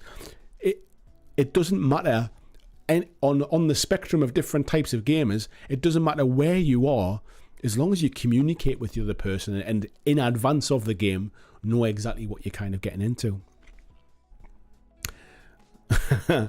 Tony Howard says competitive versus casuals, me using an airbrush versus me using the brush. Ed says, I want to get my minis on the table. Gamers tend to be the most toxic of the casual crowd. They often get incredibly salty when their stuff comes off the table again. I would personally say I think that's kind of generalizing, and it's kind of tarring everybody with the same brush. It might be the case for some of the people that you've met, but I wouldn't say that the people who just want to get their minis on the table, for me, like that conjures up people that are like, they love painting their minis, like they've just been like when I first started playing, I started playing because I'd been painting minis for about a year, and I had a big chunk of them. It was like, I'd quite like to do something with them now. I'd like to get them on the table and roll some dice. Really, I'm not looking to win. I just want to have some fun. Like, it doesn't make me a toxic player.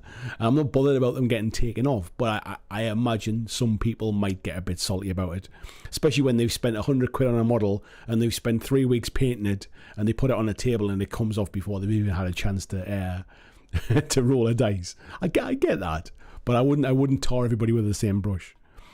John saying, I'm happy letting the dice and rules decide, and I guess I'm a born gambler. Lose most of the time, but wins are that much sweeter. Talking about like kind of gambling and stuff, so if, for example, if you think about like sort of playing blackjack, right? If you there is something called perfect strategy when you play a blackjack, and if you play as a player against the house, if you play perfect strategy, there is a very slight house edge. I think they have like a 50.5% chance of winning. You have a 49.5% chance of winning. So in general, it should be roughly 50-50 with a very slight house edge. However, if you don't play perfect strategy, there is an instant bias that the house, the casino, has a higher percentage chance that they will win because you are not playing the most optimal way to play. So you will win less often, you will lose more money. But it doesn't, if that person doesn't want to learn the optimal way to play, if they just like to go and kind of sit and have a chat and play cards at the table, and actually they might lose £100, but that's them having a night out and just having a bit of fun. It doesn't mean it's the wrong way to play. It just means that there are different scales, different dynamics within that one game. The problem sometimes comes is when them two people are sitting at the same table and the person who's trying to play the perfect strategy isn't getting annoyed because the other person is playing suboptimally and it is affecting their game. And it's exactly the same. It's this mismatch of expectations. Thumbnail says, I'm a painter first and almost only. I have tons of games I bought for my kids, but I rarely end up playing them. My son and I print and paint minis way more than playing games. Yeah, loads of folks do, mate, to be fair. We've got plenty of folks in this community who just prefer to paint models. Like, I personally don't get to play that often. I haven't been painting much either, to be fair, recently. But, like, I quite like to paint an army up and then get it on the table and sort of give it a bit of a run out. Maybe take it to a tournament just to kind of get some games in. It doesn't mean that I'm trying to win at all costs. It's more just a case of getting best bang for my buck. If I've spent money on an army and I've spent the time painting it, it'd be nice to kind of take it out and show it off sometimes. James Collins says, hi Andy, sorry, off topic. I've just about finished my first mini for the monthly painting. Where do I send the photos of to it? Send the photos. Anybody that is doing the monthly painting challenge and you'll finish your photos, you finish your model, send a photo of it to me at blackjacklegacy@gmail.com. It'll come to me and then I'll put them into next week's live stream. Thank you very much, James. Skulldoggy says, I try to have fun by playing the game, win or lose. I try to find something to enjoy. And if I do lose, it might be luck or because my opponent was better, but at least I had fun doing it. I think what tends to happen is that, again, as I mentioned before, I think the vast majority of people are somewhere in the middle. The vast majority of people are just playing with like one friend in the garage at home or something, or in the kitchen table, or they might go down a local club or to a local store. The vast majority of people are kind of somewhere in the middle. But my experience of my local clubs tends to be there are quite a lot of sort of tournament players, or there are quite a lot of people who like to play very regularly. I don't have the free time to do that. I don't even know how some of them find the time to play so many games. But it just means that over a period of time, our expectations get further and further apart. Like Marvel is a prime example. There was a local group of folks playing a lot of Marvel Crisis Protocol, and I got in and got started around the same time that they did. So we were all kind of learning together. We were all playing at a similar kind of time. They had a little bit more experience than me, but I wasn't a million miles behind. I was doing well enough to kind of win a few games here and there. But then what happened is they then went to lots and lots of events, and they practice a lot, and they play a lot of online games on Tabletop Simulator, and then they're constantly chasing the latest models that come out and trying to do the latest builds, and our expectations get further and further apart. They're playing at a completely different level to me because I never intended to play that often, kind of thing. So what ends up happening is I end up not playing with them as much, to the point where I don't play at all now, and then I've got loads of models and I'm not playing the game, kind of thing. I still love the game, I just don't get the opportunity to play against other people that have the same kind of expectations that I do.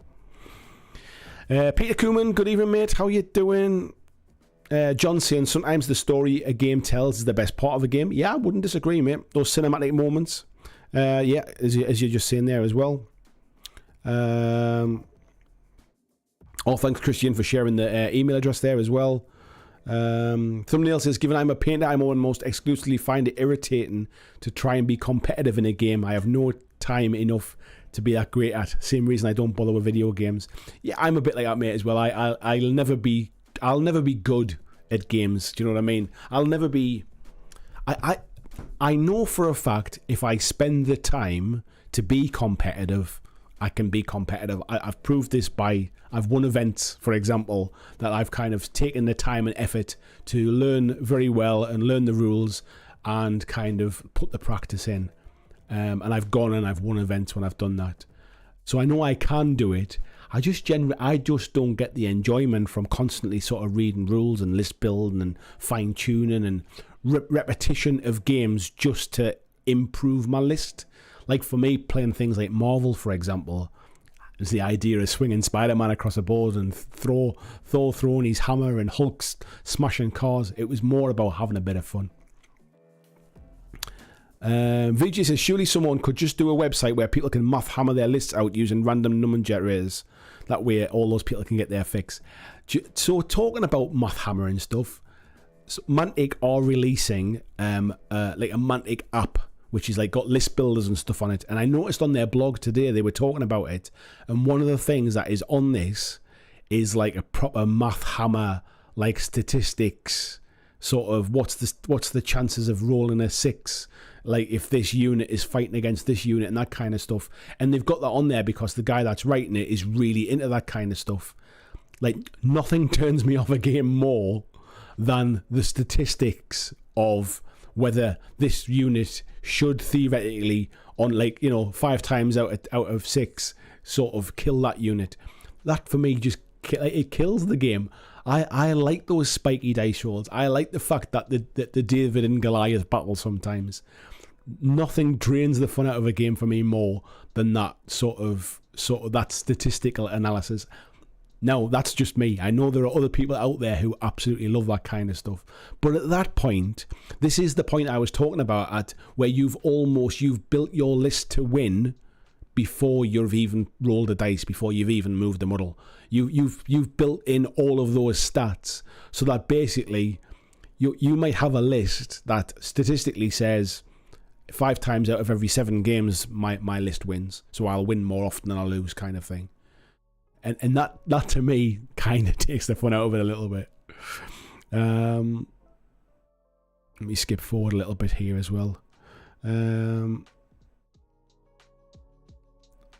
Skulldoggery saying maybe it's the influence of D&D and tabletop games, but in my opinion it's so much better when the characters have some character.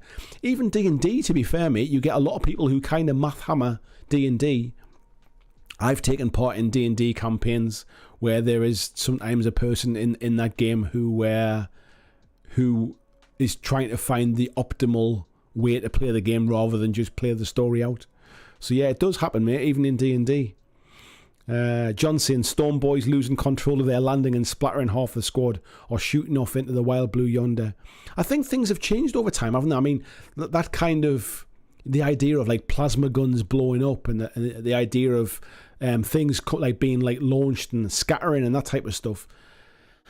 People don't necessarily like the randomization of stuff. People don't even like dice to a certain extent because they're too random. You know, like there are players out there who would quite happily sort of take the dice out of the game.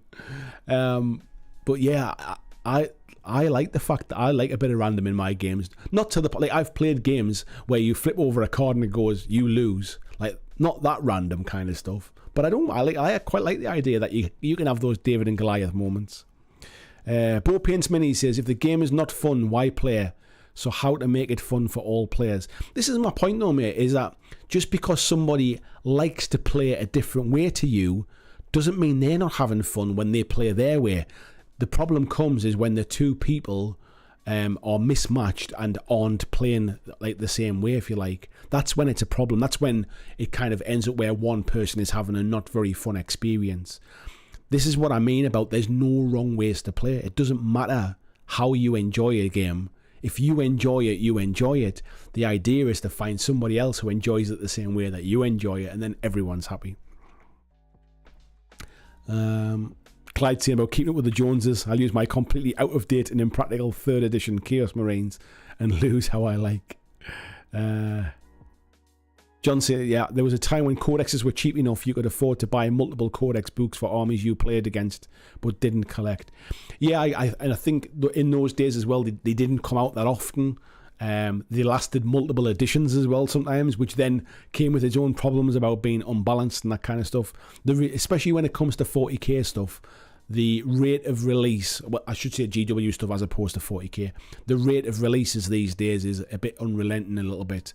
And if you are somebody that feels the need to keep up with everything and understand everybody else's armies that you're playing against, it can get quite expensive and it can get very much time consuming trying to retain all that information for the short period of time until it's changed again. Not every game is like that. some games have annual updates, for example. Thumbnail says, I used to be a competitive BJJ guy, but I always rolled with folks at their level. What's the point in instant tapping some dude with 3 weeks experience? I feel the same about competitive gaming. Yeah, it's a really good comparison, mate, to be fair. It's almost like that, I guess you'd call it like noob stomping, wouldn't you? Like, if you're a competitive gamer, you really want to test yourself against people who are competitive as well. There's no point saying, well, I'll play that new guy who just wants a training game and I'm going to smash him into the ground, which is what happened with me with my first game of 40k. Lazy Mini saying, must admit I like having choices for my Marines, 3 or 4 choices for each selection, sometimes more. Being able to change the army up helps to keep it fun. Yeah, and I guess that's probably the casual aspect, the narrative aspect, the theme and fluffiness aspect. Some people just like to have the most optimal way to play a game.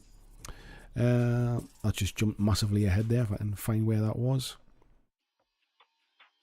VG says, frankly, matching game expectation was the reason I've mainly switched to board games. Although there are people that play board games competitively, it's far less common in my experience. I think what it is with board games, mate, is generally people just like to play board games, and they like to play different games. Like, people don't, in the way that some people play 40k and only 40k, and they play 40k 3 times a week, you won't get many people who say, oh, I really like to play a Wingspan, but I only play a Wingspan, and I play it 3 times a week, and I've found the most optimal way to play this kind of game. People generally don't do that with board games. People just like to play lots of different types of board games, and I think that's probably the reason you don't get it so much with board games. The problem you come into is when you get somebody who understands the most optimal way to play a more popular game. Let's say something like, a Pandemic as an example. It's a popular game, it's been around for years, and there is a way to play the game that if you play it the most optimal way, you will win more times than you lose, kind of thing. And what happens is you're playing that cooperatively, and you're saying, oh, well, I think I want to do this, and the other person's going, well, no, don't do that. This is what we should do. And all of a sudden, you're not playing the game anymore. They're playing the game. And that can happen as well with competitive board games as well, like sort of player versus player. If somebody knows that optimal way to play it. It just generally happens less often because, like I say, board gamers like to chop and change what they play. John Meach, hello John. This is a competitive game style I'm currently enjoying is having mismatched armies. The challenge is for the weakest force to cause as much damage as possible before annihilation, and then we swap armies. Yeah, exactly, mate. There are a lot of folks who like to enjoy that kind of thing. Like, if you're making up your own scenarios, your own sort of games and stuff to play, there's no reason why you can't have really asymmetric armies, really mismatched armies. And the idea might not be to win the game. The idea might not be to defeat your opponent. You could just say, right, my aim for this game is to keep my captain alive. Like, because that captain's got some secret documents and he needs to get out of here with the secret documents. So if I manage to keep my captain alive, then I win the game, kind of thing. It doesn't matter if the rest of my army dies, as long as the captain's left at the end. So you can kind of have those like narrative little stories and things, and that can be a lot of fun, because then it doesn't matter if you get beat. It's like, you know, like it's not about the end of the world, kind of thing. Yeah, Vijay saying constantly playing new games removes that. Yeah, exactly, mate. Bo Paints Mini says, I observe that competitive drives the meta is why we have the balanced data slates and such. Otherwise, just play the codices as written. Yeah, and it's something that GW never really used to be that kind of sort of hot on or that interested in. It's one of those things, and I've talked about it many, many times, that there aren't that many competitive players. There are not that many tournament players, for example, compared to the amount of people that just collect minis or play like kind of more casual games. However, they are very vocal. They are the people that have YouTube channels because it gives them something to talk about on a very frequent basis. Like if I only ever talked about Kings of War, let's say, if my channel was only about Kings of War, what the hell would I find to talk about on a regular basis if I wasn't talking about how broken this model was, this stats were, if I wasn't talking about how this is the best combination of putting these models together. The people that have the YouTube channels for 40k and everything else talk about competitive play and talk about this army won this tournament and these points have just been changed, and it makes it seem like the competitive aspect to gaming is more prevalent and more important than it actually is. The problem comes is when some of these companies start to react and drive their games purely based upon competitive play. If you take like something like Guild Ball, one of the reasons Guild Ball doesn't exist anymore is because Steamforged Games drove themselves into a corner where they basically they couldn't design any new models anymore. Like from a stats perspective, they were trying to keep things so finely balanced that it was almost a case of this new model comes out, doesn't matter what it looks like, it either has to be better than what I've already got, in which case it's probably broken, or if it just does the same as something I've already got, I don't need it. And if it's worse than what I've already got, I definitely don't need it. So you can design yourself into a corner to a point where it's really hard to release anything for a game. If your audience is only concerned about competitive play and they're not bothered about the hobby aspect, they're not bothered about how the models look, they're not bothered about kind of the lore in the background, you can ruin a game by just chasing that very normally quite niche competitive crowd. Games like Guild Ball was always very competitive from the start. It was designed to be a competitive game, the way War Machine is designed to be a competitive game. Super Pumpkin Man says, for me, I'm just looking for a game that's going to make me smile or laugh. Yep, makes two of us, mate. Liam Fishwick, hello, mate. He said, I'm painting up, planning out a narrative Necromunda Ash Waste Siege game. Nice, mate. I look forward to hearing more about it. Is it Cine or TSINI Productions? So I do wonder why competitive players play 40k though. There are much better games that suit competitive play. Much better. I used to be in the X-Wing competition scene and it was amazing. People play those games because generally, one, they can find players very, very easily. 40k is the most popular game that's out there. I think a lot of those competitive players still love the narrative aspect. They love the models. They enjoy painting them. It is the most popular game. Therefore, it tends to be the game that most people find first. Therefore, it tends to attract the most competitive players. And then GW are starting to try and make 40k more competitively balanced, which then basically just feeds into the idea that 40k is a competitive game.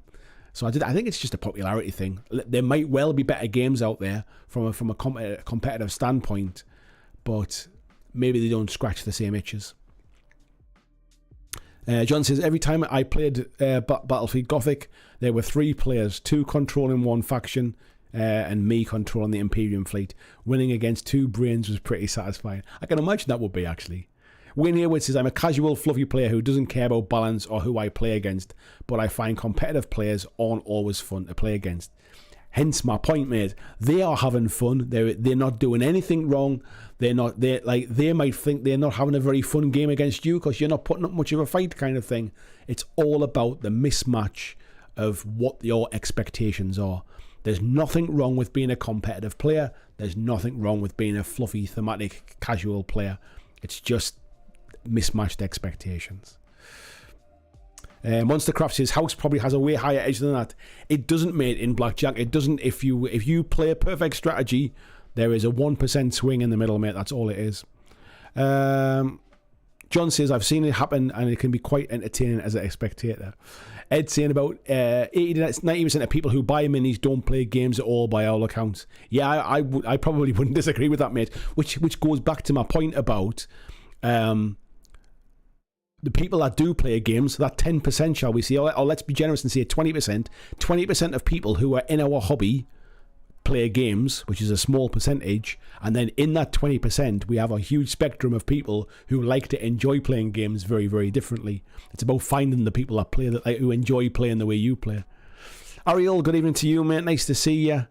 John saying we play Gaslands either every Friday or Saturday. Same 3 guys. Sometimes a couple of extra people randomly show up and get press ganged into playing. Tonio says hello from Tahiti. Hello to you, mate. Welcome to the live stream. Ed saying A part of the idea that there are a lot of competitive players is the visibility of pickup games in public spaces. These by necessity use competitive standard rules as a common language.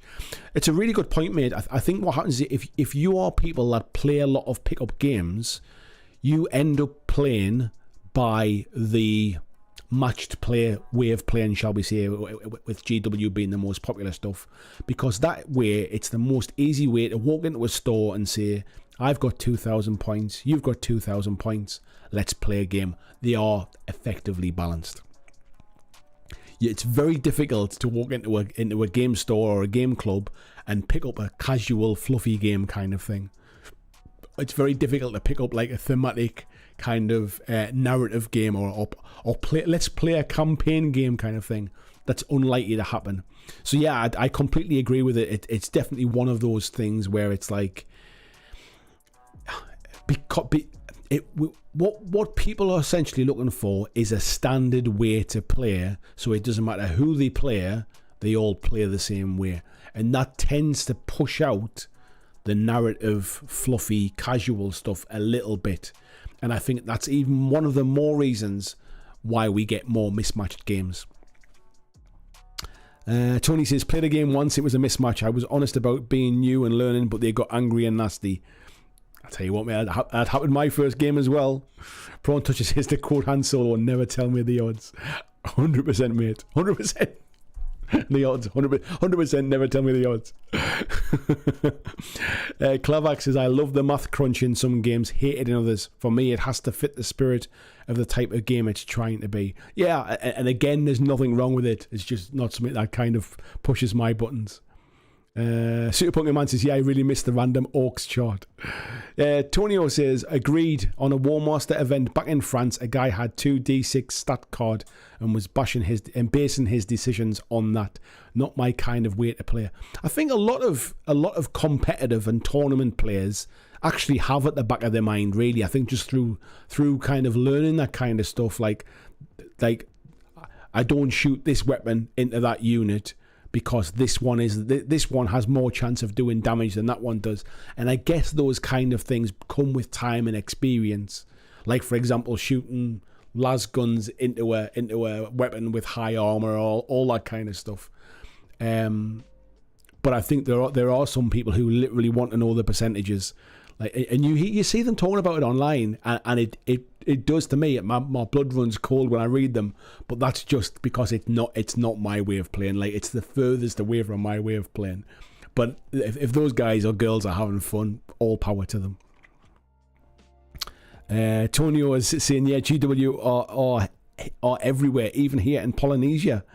Saying, I'm back in GW games with Kill Team 21 because I just arrived in a place where the only war gamers are 40k players. I think, unfortunately, that is quite a common thing that a lot of people tend to come across. Yeah, Lazy Mini Painting saying the old shock attack gun rules were brilliant for the random element. Mighty Dice says, I think another problem is when the competitive player claims they are a casual player and then table you by turn 2. Yeah, that's maybe a different one. When they're saying they're one thing but they're not. John saying, yeah, a release schedule akin to a fire hose. I wouldn't disagree with that, mate. Yeah. Gary Jensen says, my Mantic ruined city had all the parts. Good for you, mate. Might be the first time that's ever happened, isn't it? Tony says, I've never been happy with min-maxim in RPGs. Kind of defeats the purpose. RPGs should be a bit less superhero, which is a new style. There is an element, I think the more popular things like D&D becomes, the more some people are treating it a little bit like a war game, I would suggest, where they are actually like, they are kind of min-maxing and trying to level up with the most efficient spells and that kind of stuff. Yeah, it can happen. It can happen. Ed saying, GW never really cared about competitive gaming until they saw the size of X-Wing tournaments. I think what they saw was that there was a big chunk of people who really do appreciate and like competitive ways to play, and I think that's when they started to bring in things like the 3 ways to play, things like Shadespire, Underworlds, that kind of stuff. I just think that they're in a very dangerous position where they can drive the game. I think they're in a lucky position that the vast majority of people who buy their product don't really give a toss about the game, but they could be in a very dangerous position of driving people away from their games by sort of moving things too often or too fast. John saying it depends on the people you have to play against. Yeah, you've got to have an understanding of what you both expect exactly. Wayne saying, agree, Andy, nothing wrong with being competitive, but we should all play to make the game fun for all parties.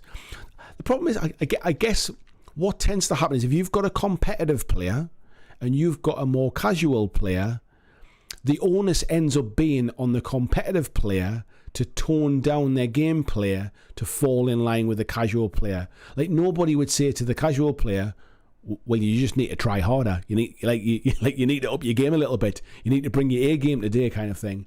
And I think that's where we get the mismatch. Is that I think that the casual player will say, well, he just smashed us. You know, that wasn't very fun.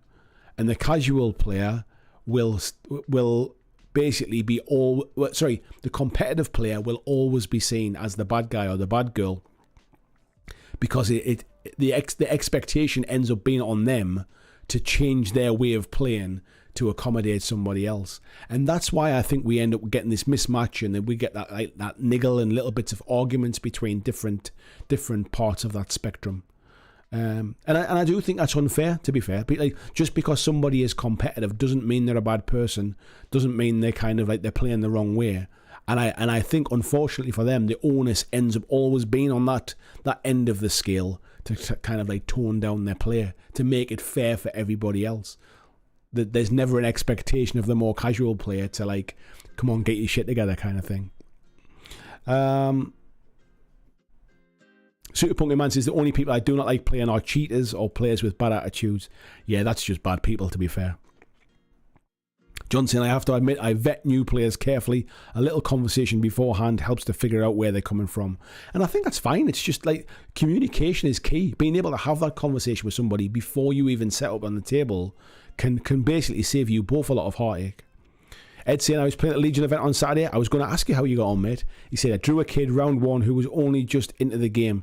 All he wanted me to do was shoot at his cad bin so he could big combo. That meant I missed, so I did. John Estel, good evening, mate. How you doing? He says, better late than never. Just in from a casual game. Good fun, but I didn't have much left. I'm glad you enjoyed it though, mate. And Paul Bow says, I loved Guild Ball. Great game. I think a lot of people loved Guild Ball, mate. I think it just got to a point where basically there was nothing left to design for the game in terms of, like I said before, it had to basically fit in line with everything else to keep the balance. If it was too good, it was broken. If it wasn't good enough, nobody bought it.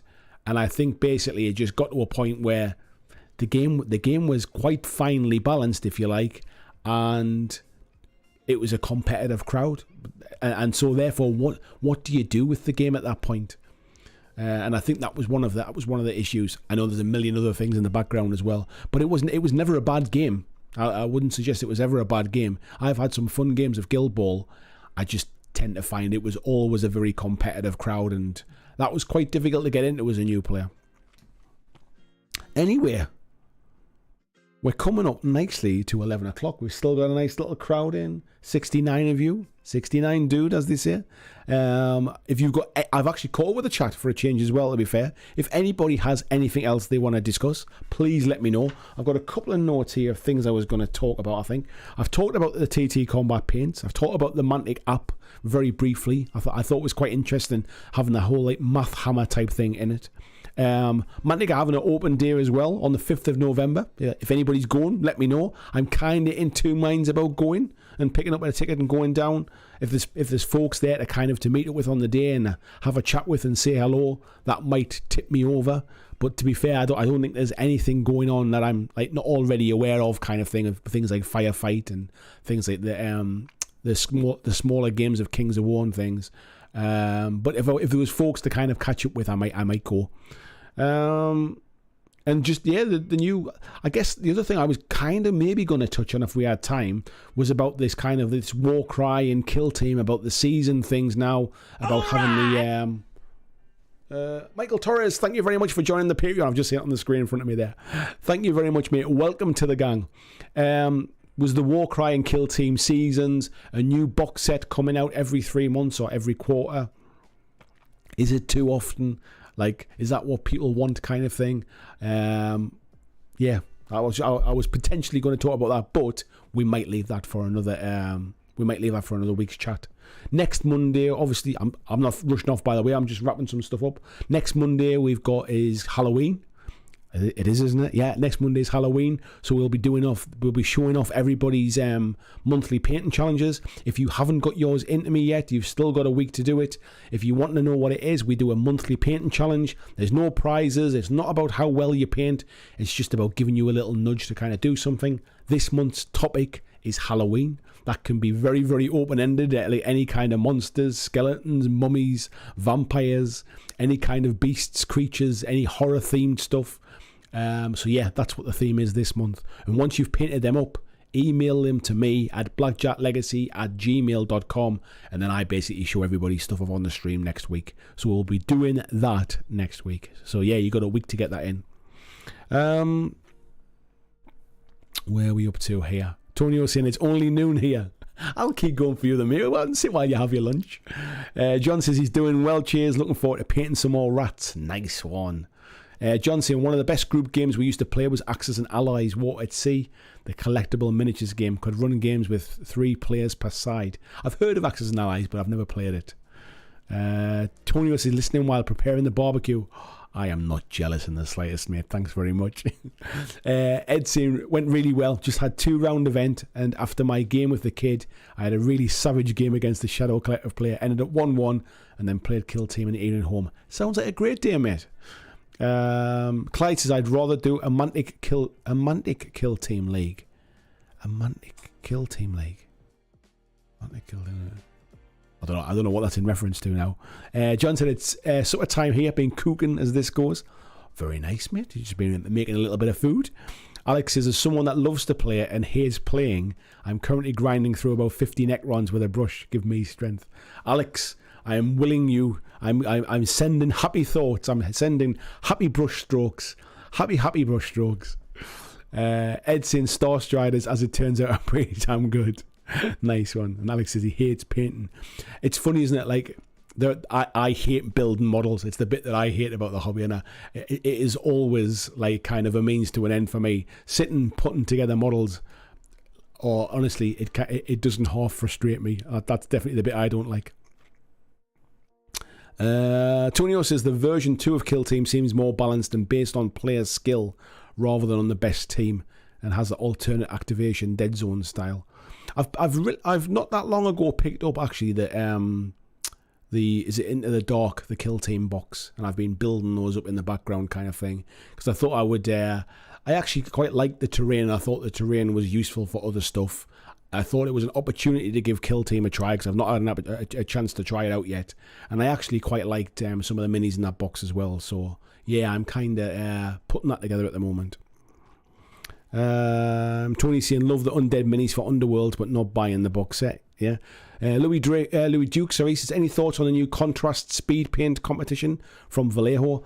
I think for me, like me personally, I have a full range, not the new contrast paints to be fair, but I had a full range of the old contrast paints, and they kind of did everything I needed. So I never felt the need to pick up the Army Painter speed paints. And I'm kind of in the same place with the Vallejo ones. Like, I don't really feel like spending my money on them just to probably do a similar job to paints I've already got. Like, if somebody sent me them to test out, I would love to test them and compare them and see if there's any pros and cons between them. But I personally wouldn't be like spending money to just almost copy stuff I've already got, even if it's better. I've got a lot of paint to use up before I replace them with a different brand kind of thing. But it can only be good in terms of competition or choice, if you like. Liam says an hour or so ahead in South Africa. I got an early morning, so night all. Catch you later. Take care, buddy. Thank you very much for joining in. Clyde saying, you know how Kill Team unleashes new box every 6 weeks or so? Do Mantic design skirmish box between two small unique mini forces?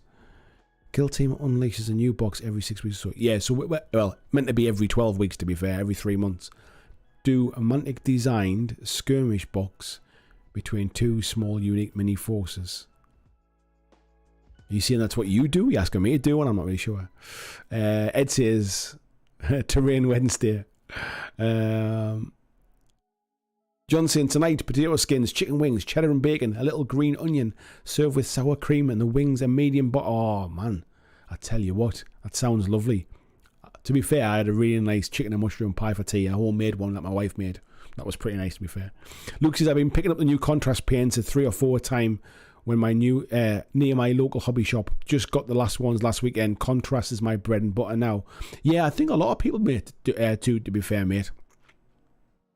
I've not picked up any of the new contrast paints because I've not, like I said before, I don't think I've picked up a brush for 2 months or something.